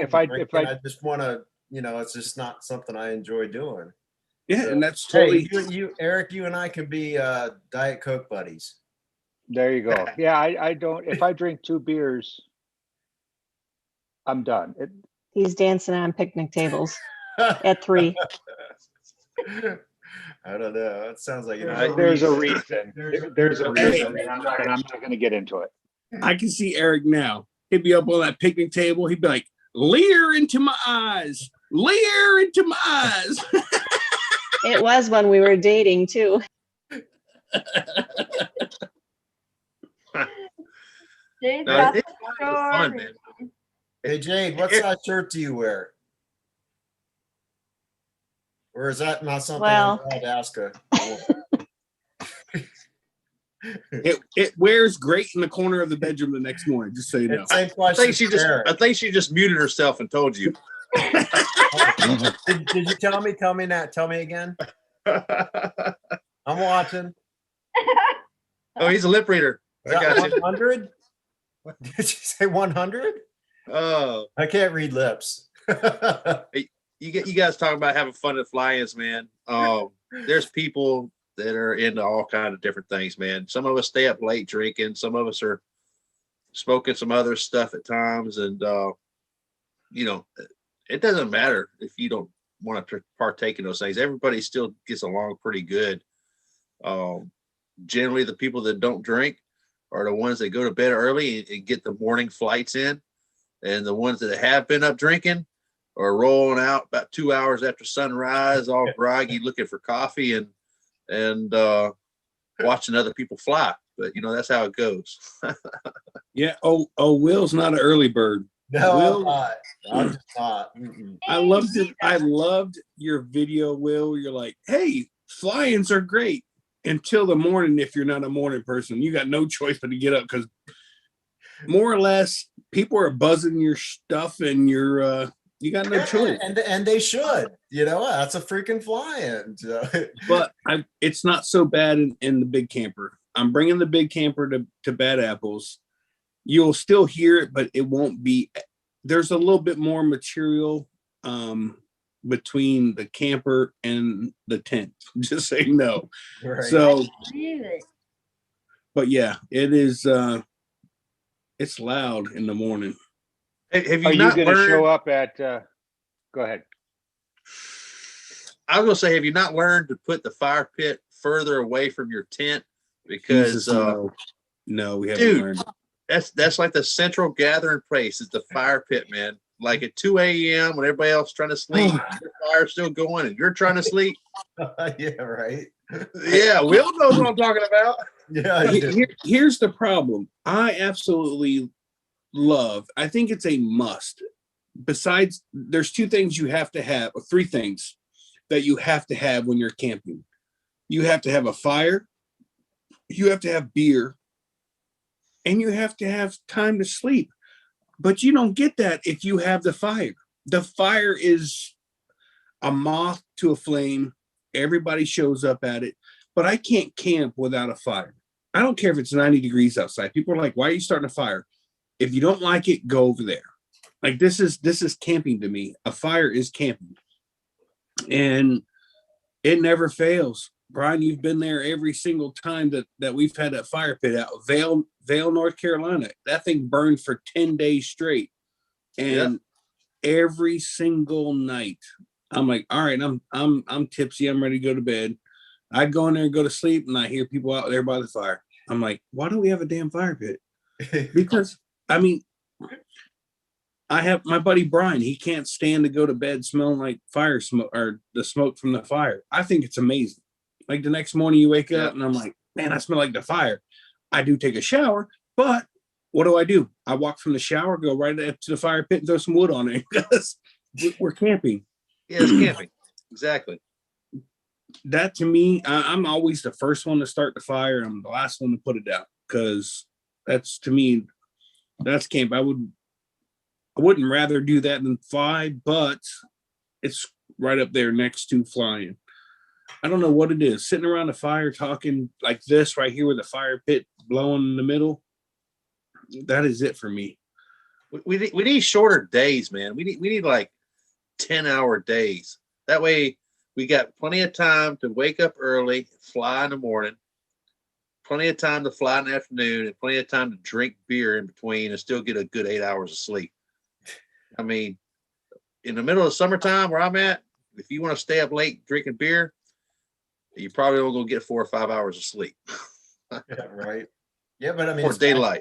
It's back to that, you know, the flying's fun, but the hanging out's a lot funner, you know? Yeah. Yeah, it's a balancing act. And in reality, Brian. we only Sorry. go ahead. Go ahead. Go ahead, Jay. No, go, Jay. I was going to Ladies tell first. Brian if he does bring some tomatoes, I'll make some fresh salsa. Heck yeah. This is getting So good. the good thing with the good thing and the bad thing with fly-ins, we get to fly 2 hours in the morning, 2 hours in the evening. Okay, that's 4 hours out of a 24-hour day. You got to have 8 hours of sleep. So the rest of the time, you're just literally, if you get 8 hours of sleep, you may only get 6. There's a lot of lack of sleep going on in the flying, just so you know. Mm-hmm. But So it sounds like some good one-wheel races. oh yeah, but it's just about hanging out and just doing what we're doing here. I mean, we're all sitting around a campfire just shooting the BS and talking and having a good time. And to me, when it comes, I'm already having a hard time sleeping because I know that Bad Apples is coming. I'm just like, dude, I can't wait. I ask my wife every day, how many more days? She's like, I just told you yesterday, just subtract one. I was like, how many more days? I can't, just tell me. I don't want to think. I just want to do it. They got a countdown on their site, don't they? Yeah, but it's easier to ask my wife. Yeah. Hey, did y'all go ahead and book your spot for the Bad Apples? Oh yeah. No. Well, Yeah, I did. You don't have to worry about it. Well, how about the shirts though? You okay, for the shirt and for the pilot, you're gonna have to book that. There's no money up front. You're gonna say you want to. So, Will, you're a size medium, and you're a pilot, so you're gonna pay for those two things. But you're not paying for it. It'll just give you a total. But you have to have cash at the door. Okay. Okay. So when I get there, it's like, I want to say it's like $240 between the camping, the shirt, the pilot, but whatever, dude. I don't really care. It's a flying, dude. You got to pay to have fun. Got to pay the Hey, play. Shane, what day were you leaving? So one of the guys from Bad Apples asked me to get there a little earlier and to help out set up some things. And so I'll be there Saturday afternoon prior to the flying, which I think everybody can get there by Wednesday or Tuesday. Or was it Wednesday? Is the earliest you can get there? Yeah, I think that's a public announcement they made is Right. People get there on Wednesday. Right. If you know somebody, some of us are getting there a little earlier. Correct. Eric, you know somebody. Yeah, I'll be there the 10th. Jade, when are you going to show up? I'm not sure if I'm even going to be able to go. Oh, you're going. If I got to fire you, you're going. Yeah, I told her she can quit her job and go. Yeah, but then she's got to change your name from Eric to Sugar Daddy. No, she'll be my sugar mama when she makes a mint giving shirts away. Well, hopefully everybody will get a chance to meet Red at this fly-in. Oh, you are bringing them. Yeah, well, not the whole time. It's only a 2-hour drive from home for me, so Right. I can go get Red and keep him for a night or two and take him back, kind of deal. Plus, my parents might come and visit and bring him. I don't know. We'll figure it out. But he's gonna have his first trip. I'm bringing the wife, and she probably wouldn't mind hanging out with Red during the day or during the afternoon flight. She don't get up early. She's not an early person, but her and Will be just fine in the camper because they'll both still be sleeping. And well, you guys can go off with whatever way you want with that. But truth of the matter is, Will doesn't get up in the morning. Neither does my wife. So I'm looking forward to meeting her, man, for sure. It's not that big of a deal. Jeez. She must not be in the room. Nope. Oh, I was damn. like, wow, Shane, you're being brave. Nah. So Do you hey, have a- I'm looking at the Bad Apple website here, and I don't see anywhere where it says to register. There is a reach out and talk to us. I don't know if that's it. Hold on. Oh, hey, Will, I was messing with you when I said that, man. No, yeah. They want everybody to pre-register. No, this is on their page. This is on their, holy crap. Well, I'm not pre-registered, but I was under the impression you cannot reserve a spot. No, As you far can't as- reserve a spot, but you don't have to, but they would prefer you to pre-register. Let me look at this up real quick. Hold on. Yeah, because the spots were There's first no come, first serve is pre-registration. my impression. No, Yeah, and they'll no, give you a total and everything, but you don't have to pay it right then and there. You pay it at the door. correct. Let me see here. Part I'm not seeing. 28 days, Guys, 7 I'm gonna hours, head out. 23 minutes. All right, Miss Linda. Gotta See you, check on your Linda. parents. Good night, Have Linda. a good night to the Good night, parents. Linda. Okay, love you guys. I'll see you Yeah, good night. tomorrow Good night, Linda. Night. Thanks, Brian. Thanks for hanging with us, keeping it going. Yeah, you're welcome, Linda. Peace out, girl. Okay. So Mark I McElroy says in the chat, intend yes, to pre-registered. Okay. I So intend Will, to attend. if you go into what the heck did I hit? I intend to attend. There's a button there. Hold on here. So if you go into Bad Apple's page, if you look under where it says 576 following this, 61 people checked in here, and then right underneath that is a link, www.badapples Hodges Field fly-in.com, and you click on that, it'll have the pricing,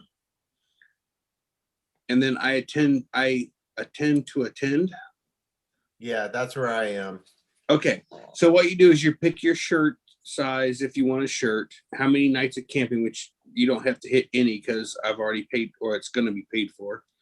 And then you just said add to cart. Then once you add everything to your cart, there's not going to be you don't pay right now. You'll just have your total and you'll have your name and everything. So when you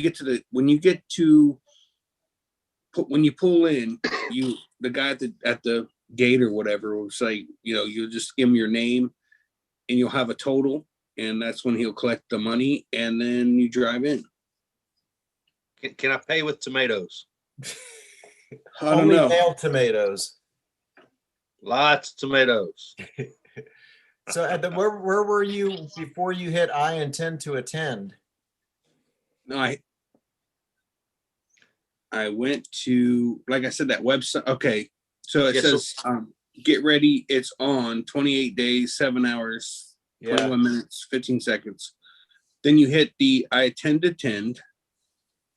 Right.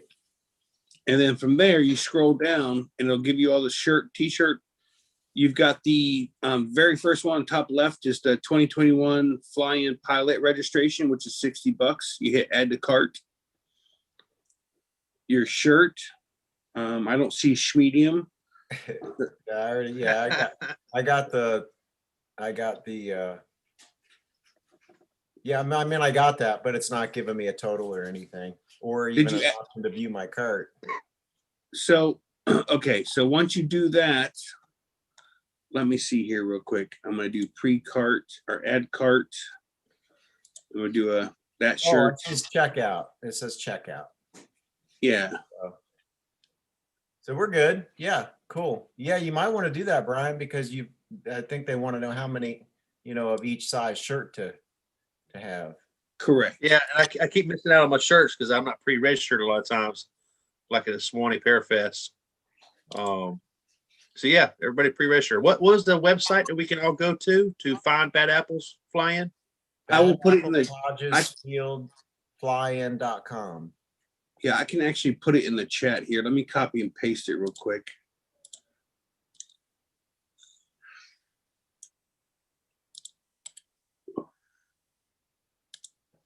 Yep. All right. So if you're in the chat and you want to go to Hodges Field, this is their homepage here. And just go from there, and then you will just scroll to, when you get to that page, you're going to scroll underneath the people that are following this. The 61 people have checked in here, and there's a website right underneath it. You click on that website, it'll take you to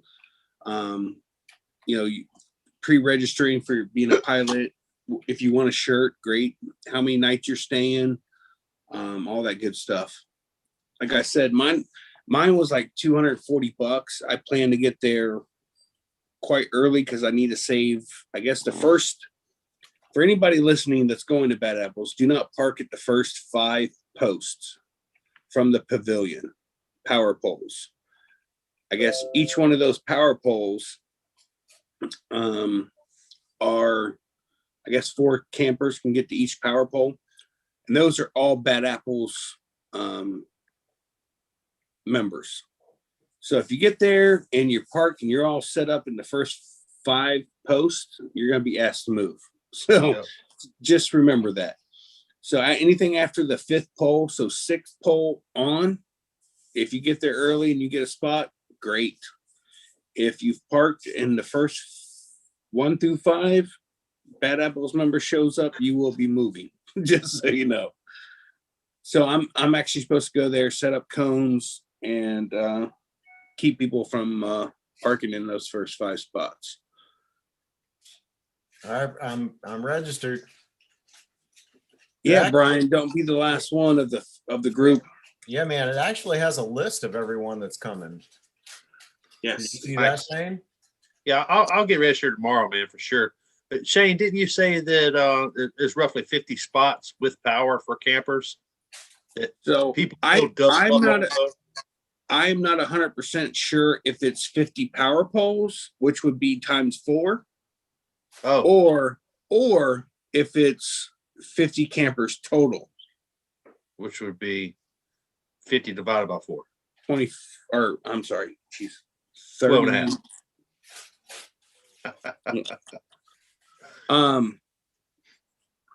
I'm not 100% sure. I can actually find out more information on that and share it tomorrow on tomorrow night's show. If Right now, you're getting there on Saturday, and I'm planning on getting there. Sunday is Mother's Day. I'm planning on getting there on Monday, the 10th. I know I was talking to Nick and Melissa that run the Bad Apples there, and they basically said, "Come on Tuesday," you know, for most people. So correct. I'm gonna get there as early as I can. Yeah, they actually say on the website not to get there till, let me see here. I actually have to go to their main page, or this one here.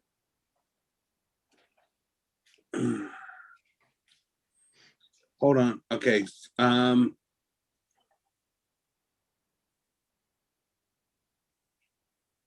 Man, I hate being a slow reader.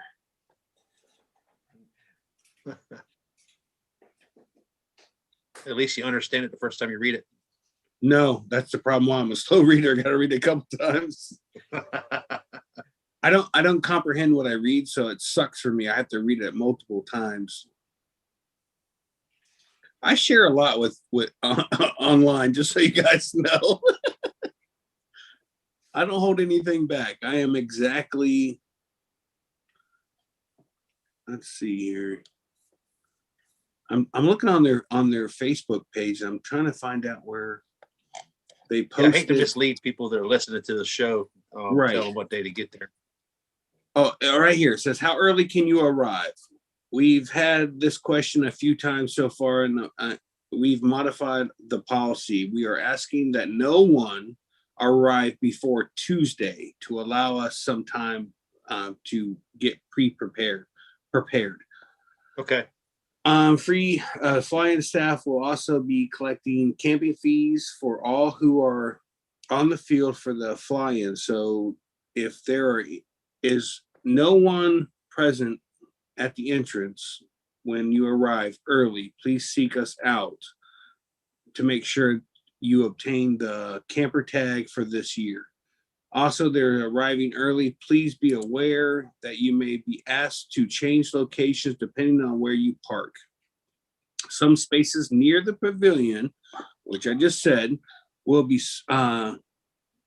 reserved for staff, but there may be some additional shuffling around to organize it, organizational purposes. Some of the power poles have multiple 20, 30, 50 amp outlets. So when you park, make sure you leave enough space for other campers to access the main outlet. So when you pull up to a power pole, make sure that you leave enough room. Understand there's one central power pole.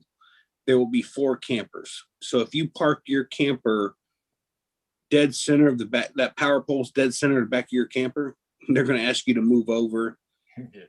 So initially there's 4 campsites around each power pole. With that being said, you have to leave enough room. So park your camper so you can Get plug in and the out. smoker. Correct.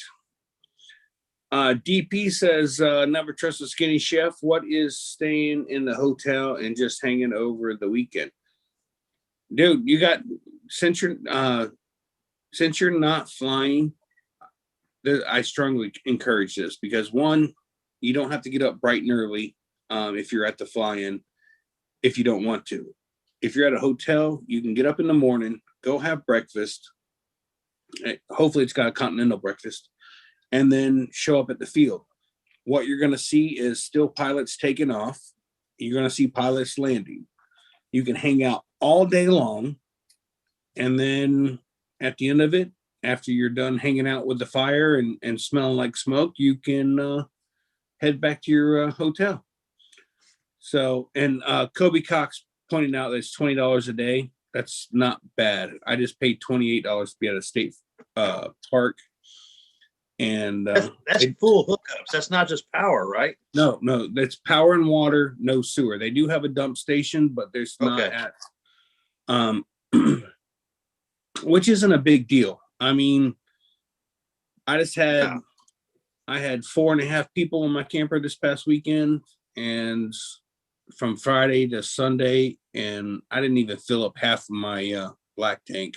So really, they do have 4 shower houses that have endless hot water. So taking a shower, if you need to, you can. If you don't have a camper, you're in a tent. You can take a shower at the bathhouse. They have bathrooms. The nice thing about the showers and the bathrooms, they're 2 separate. So you don't have to worry about being in the shower and somebody coming and stinking the entire bathroom up while you're taking a shower, because you know how wonderful that hot smell of water and someone going to the bathroom is. It's separate. So it's awesome. I'm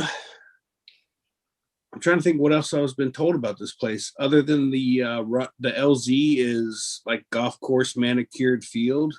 They will have what they call, was it field bosses, or what is it when they'll tell you when to take off and if the coast is clear.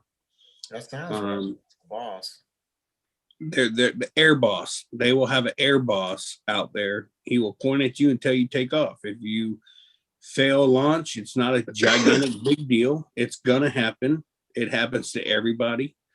And then you just reset up and wait for him to tell you go again. It's not a big deal. Seriously, it's not a big deal.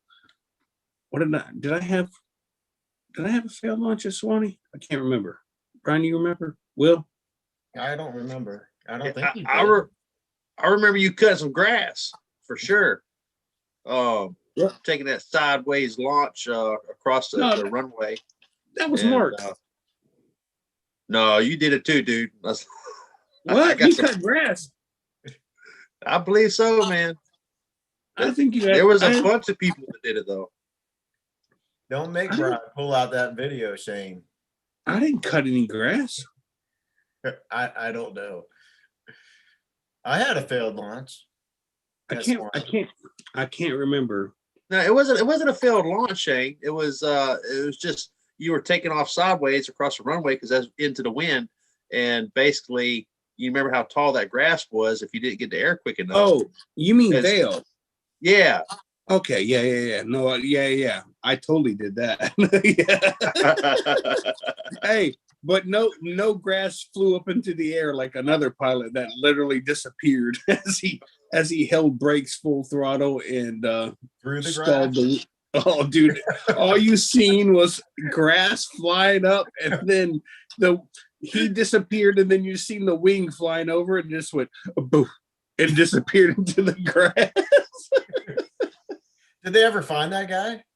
Oh, they found him. All grass.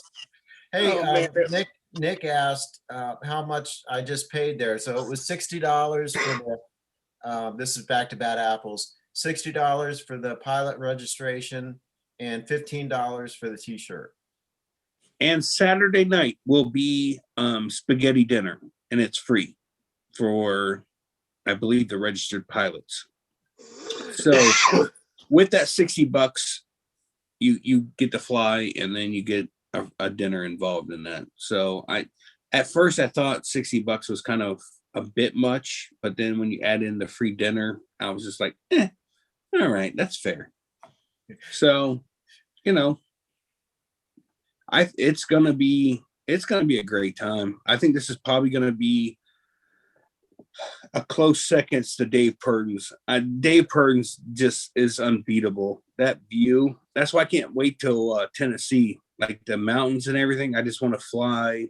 And Florida is flat. There's very little hills. And when I went to Ohio at Dave Purdon's, it was just absolutely just breathtaking. Whether you were feet off the ground or you were at 1,200 feet, it was breathtaking. And I can't wait.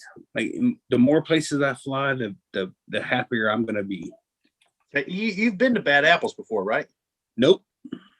They canceled last year because of COVID, the start of COVID or whatever.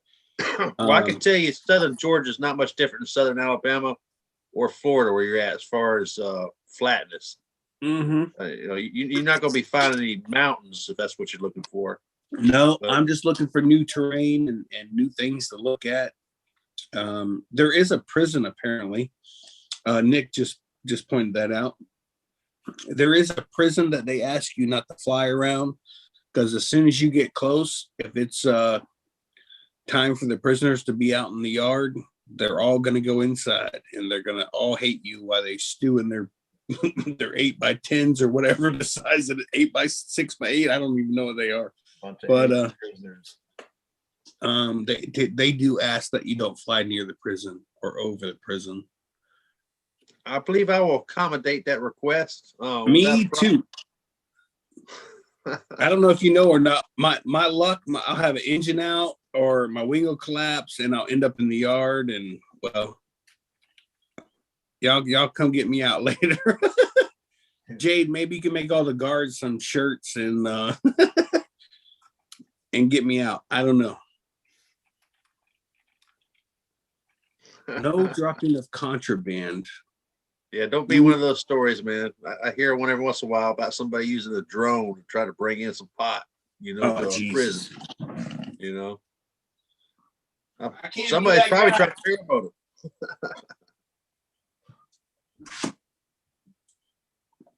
We lost Shane. He went for a beer. Shane's gone. Jade's gone. Yeah, where is everybody? I don't know. It's after 10 o'clock. 10:05. Right. Well, it's been a great show tonight, guys.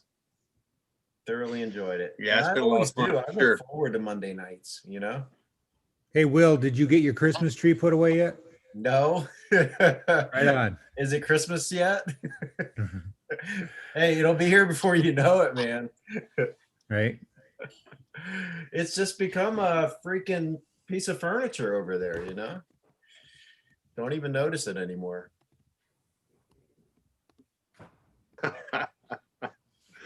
So you really got your Christmas tree up still, Will? I really, really do. Oh, yeah, he does. Seen it. Oh, man. See. Well, leave it up a little while longer. I mean, I might as well, The heck. Let's see. There you go. Well, guys, Hold on We're- for it. See if I can. I don't know. Hey, Oh, how that Christmas tree was discovered? He just nonchalantly turned the camera and I was like, wait a minute, did I just see a Christmas ball? And I was like, in the "Is there a background. there it is. Yeah. Neighbors are like, what the heck is this guy doing? Where's the leg lamp?" The leg lamp. Oh, the leg lamp. Yeah, all right. I know what you're talking about. The leg lamp. Yeah. There's a bunch of perverts living over there.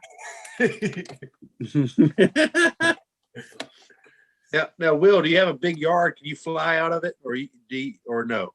No, I fly out of an airport about 2 miles from my house. Gotcha. Okay. Yeah, I would love to have a big yard that I could fly out of. I mean, every time I'm flying, I'm looking at huge pieces of land, you know. Oh, that would be so nice. 2 miles is close, though. I mean, that's Yeah. pretty close. It is close. I don't have to maintain it, you know, and so you're exactly right. I mean, That was Mark Elroy's problem. He had the 10 point whatever acres. He said that his biggest problem was mowing it all. yeah, and then fire ants. We got a big problem with those here. Nick Griffith in the chat has a question for you, Will. So no strippers tonight. No Shaynas. Sorry, Nick. Oh, there she is. Oh, Dahlia, she's making a guest appearance. Look at that. You He was ask quick and you with that. shall receive. Yeah, man. Yeah. That's the greatest one ever, dude. You know, when that's what I thought Jade was going to do a T-shirt for. When she asked, because it was that night she was asking about shirt sizes. So I'm thinking, is that what she's up to? It looks like spaghetti straps to me, not an actual shirt size. Well, now you're giving her ideas. There we go. Jade, if you make that shirt with my face like that, I will wear that shirt proudly, just so you know. She didn't hear you. She went into the other room. Oh, Jade, you can't fly with the darn. What'd you just say? Right. Jade. Oh, Lord. She's down at the 13th bedroom, all the way down the hallway. She can't hear you. Oh. So, You're Eric, I'm being gonna have summoned to. here. Eric, I'm gonna have to make a trip up to Wisconsin, do some flying across your lake. How do you foot launch and take off and land on that frozen lake? I don't know. I haven't done it. I did it on the trike. It was a lot of fun. But just wear little. I'll put screws in the bottom of your shoes. I don't know. Yeah, but it doesn't work if you just go from the sole up.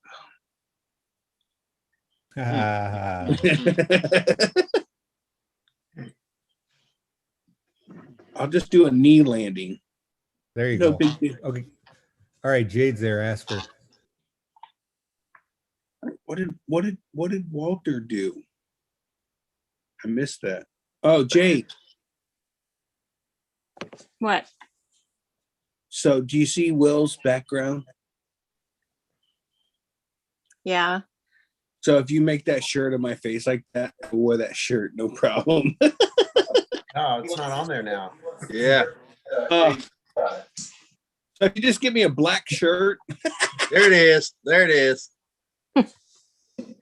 He said he would wear that shirt proudly.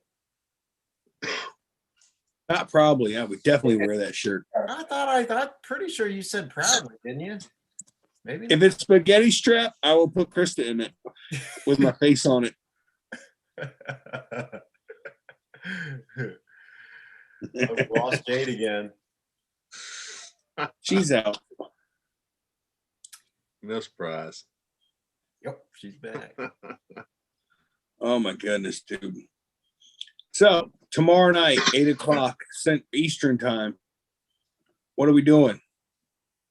We're doing this right here. Hang on. Talking smack and hanging out. Sitting What's there, our maybe a main wig topic? involved. What, Jade? What's our main topic? You becoming a all-female show in spaghetti straps. I'm just throwing that out there. Hey, y'all want to pull a stain tonight on Sean? We can all just hang up and leave the show running, and we can pull a 15-hour show. Yeah, man, dude. I don't know why Brian, are you on your computer or your phone? I'm on my laptop and phone. I don't know how, because I've been host on other shows on my phone, but he says he can't do it on my phone, so I have to do the computer. And God, I never turned this thing off. So out in the stream on my phone, turn TV off. I'm like, I'm going to bed. And then Waller be like, hey, dude, you're still live on YouTube? I'm like, I'm putting in a water heater right now. I don't think I'm live. But yeah, I've done it twice now. Walter says it's your show, Shane. You're asking us? Question mark. What we're talking about tomorrow night. I have no idea. I haven't thought about it. Honestly, It's just it a doesn't. hangout. I honestly don't think there needs to be a subject. We just start talking and people join the chat and ask questions and we just go from there. It really kind of, my point of view, I think it just flows. You know, we did the subject of video editing and stuff. I thought I think it went really well. The chat was asking a lot of questions. I would totally do that again, by the way. But I mean, we just shortly after that, we just moved right into just hanging out and talking about whatever. We bounce back and forth constantly about different topics, and it's a hangout, dude. It's freaking awesome. I have fun every night on Tuesday night. Not that I don't have fun here, but this isn't my show, and I got to kind of follow some very laxity rules, if you will. But my show we just do whatever and have fun. I absolutely enjoy it. It's what sets your show apart. You know, it's its own unique personality. And I appreciate that. But to go back to what Brian was saying, because I don't have a particular one topic. You know, I'm not into paramotors 100% for the show. I do everything. I do cooking, camping, hunting, whatever. So I think that will not get me a ton of subscribers, or get me, I guess, what you would call YouTube famous, which again, I don't really care about. I get freaked out when people come up to me and like, I have no idea who they are. And they're like, oh my God, you're a skinny chef. I'm like, how do I know you? Like, my first reaction is to be defensive. Like, did we have road rage or something? Like, how do you know me? But steps back, please. Yeah, I'm like, it kind of like Allie. She came up to me and Brian introduced me to her, and I literally gave her my first and last name as I introduced myself to everybody. And then she's like, "Oh wait, you're Skinny Chef?" And I'm like, "Yeah." Like, I'm like already weirded out by it, but I mean, super nice girl. No, absolutely no problem with her. But it freaked me out at first. I was just like, "How do you know me?" Like, it was just kind of one of those things. And then we ended up having a good little chat and hanging out. I mean, within the first 30 seconds, I did offer to take her into my camper so we could take pictures, which I told that story is so weird. I said it out loud, and then when I said it I heard it in my head, I was like, dude, you sound like a creeper. She wanted to take a picture on the outside of the camper. It's all dark and everything. I'm like, let's go to my camper where it's all lit up. The studio, the mobile studio. Yeah, it was, as I said it, I was like, okay, all the alarms in my head are going off. What is going off in her head? Would you like some candy? Yeah, dude, I was just simply trying to offer a better picture. And then I said it, I was just like, oh my God, it sounds so bad. And I go, and I don't try to make her comfortable as we're going in. I'm like, all my windows are open so they can hear you scream. This is God's honest truth, by the way. This really happened. And then I can't believe she went in there with you. Oh, dude. It was just like, it was, the whole situation was just like, I can't believe I said any of this. And I got on the phone. I told my wife what happened. She's like, oh, she just wanted to take a picture. No big deal. I'm like, yeah, but in my head, like all the alarms are sounding. And when I get nervous, then I start making really dumb comments and none of it makes sense. And I try not to get nervous, I guess. And Jade, at some point, being on YouTube, you're totally comfortable. Totally. Look, let me reach up, turn my microphone off or on. Jade. Yes. Hi, dear. I'm just listening to you. On purpose? No. Wait till your camp wrap beside him. He's got a cooler full of beer. Oh, God, yeah. Fire pit, yeah. The fire pit, the cooler, the Yingling. Oh. So it's gonna be bad when I bring you a 24 pack and I'm like, hey Jade, can I get one of those beers? Hey Jade, can I get another beer? Hey Jade. You're like, can I get my shirt back, Shane? You drank the 24 pack. Right. I was reading the chat. We got Eric trying to set Walter up with his ex-wife over here. And, Walter's still getting sandblasted. Oh man. Shane, yes. We're still confused. So, Bad That's Apples, what day can we, not you, show up at Bad Apples? After Tuesday, which means Wednesday? Text me tomorrow. Huh? Text tomorrow.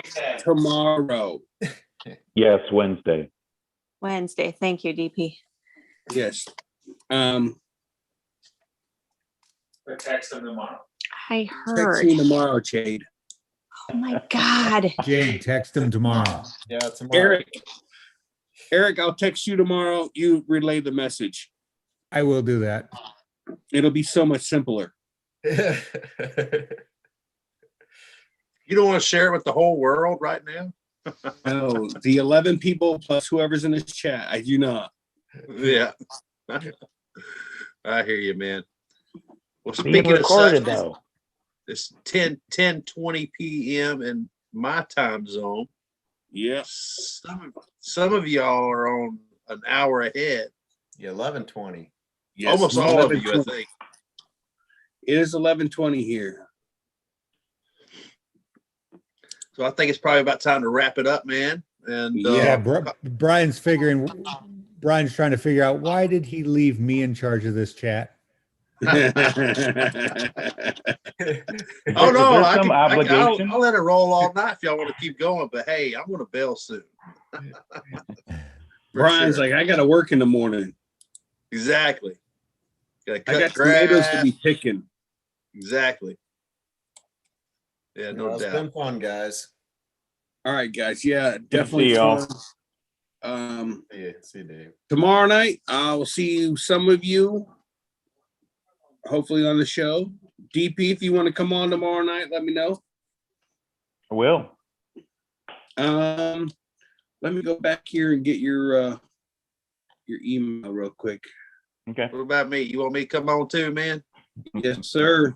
Preferably. Oh, I might have something to do now. Why? Because Brian's going to be on? Yeah. Thank you. Sorry.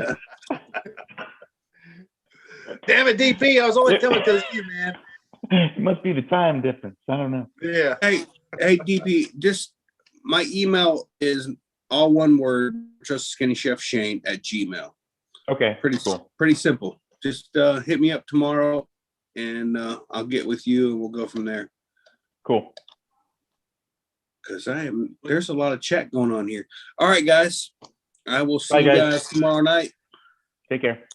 Good night. All right, everybody. See you tomorrow. Peace out, everybody. Blue skies, fly safe, and we'll see you at Bad Apples. Good night. Oh, yeah. Yep.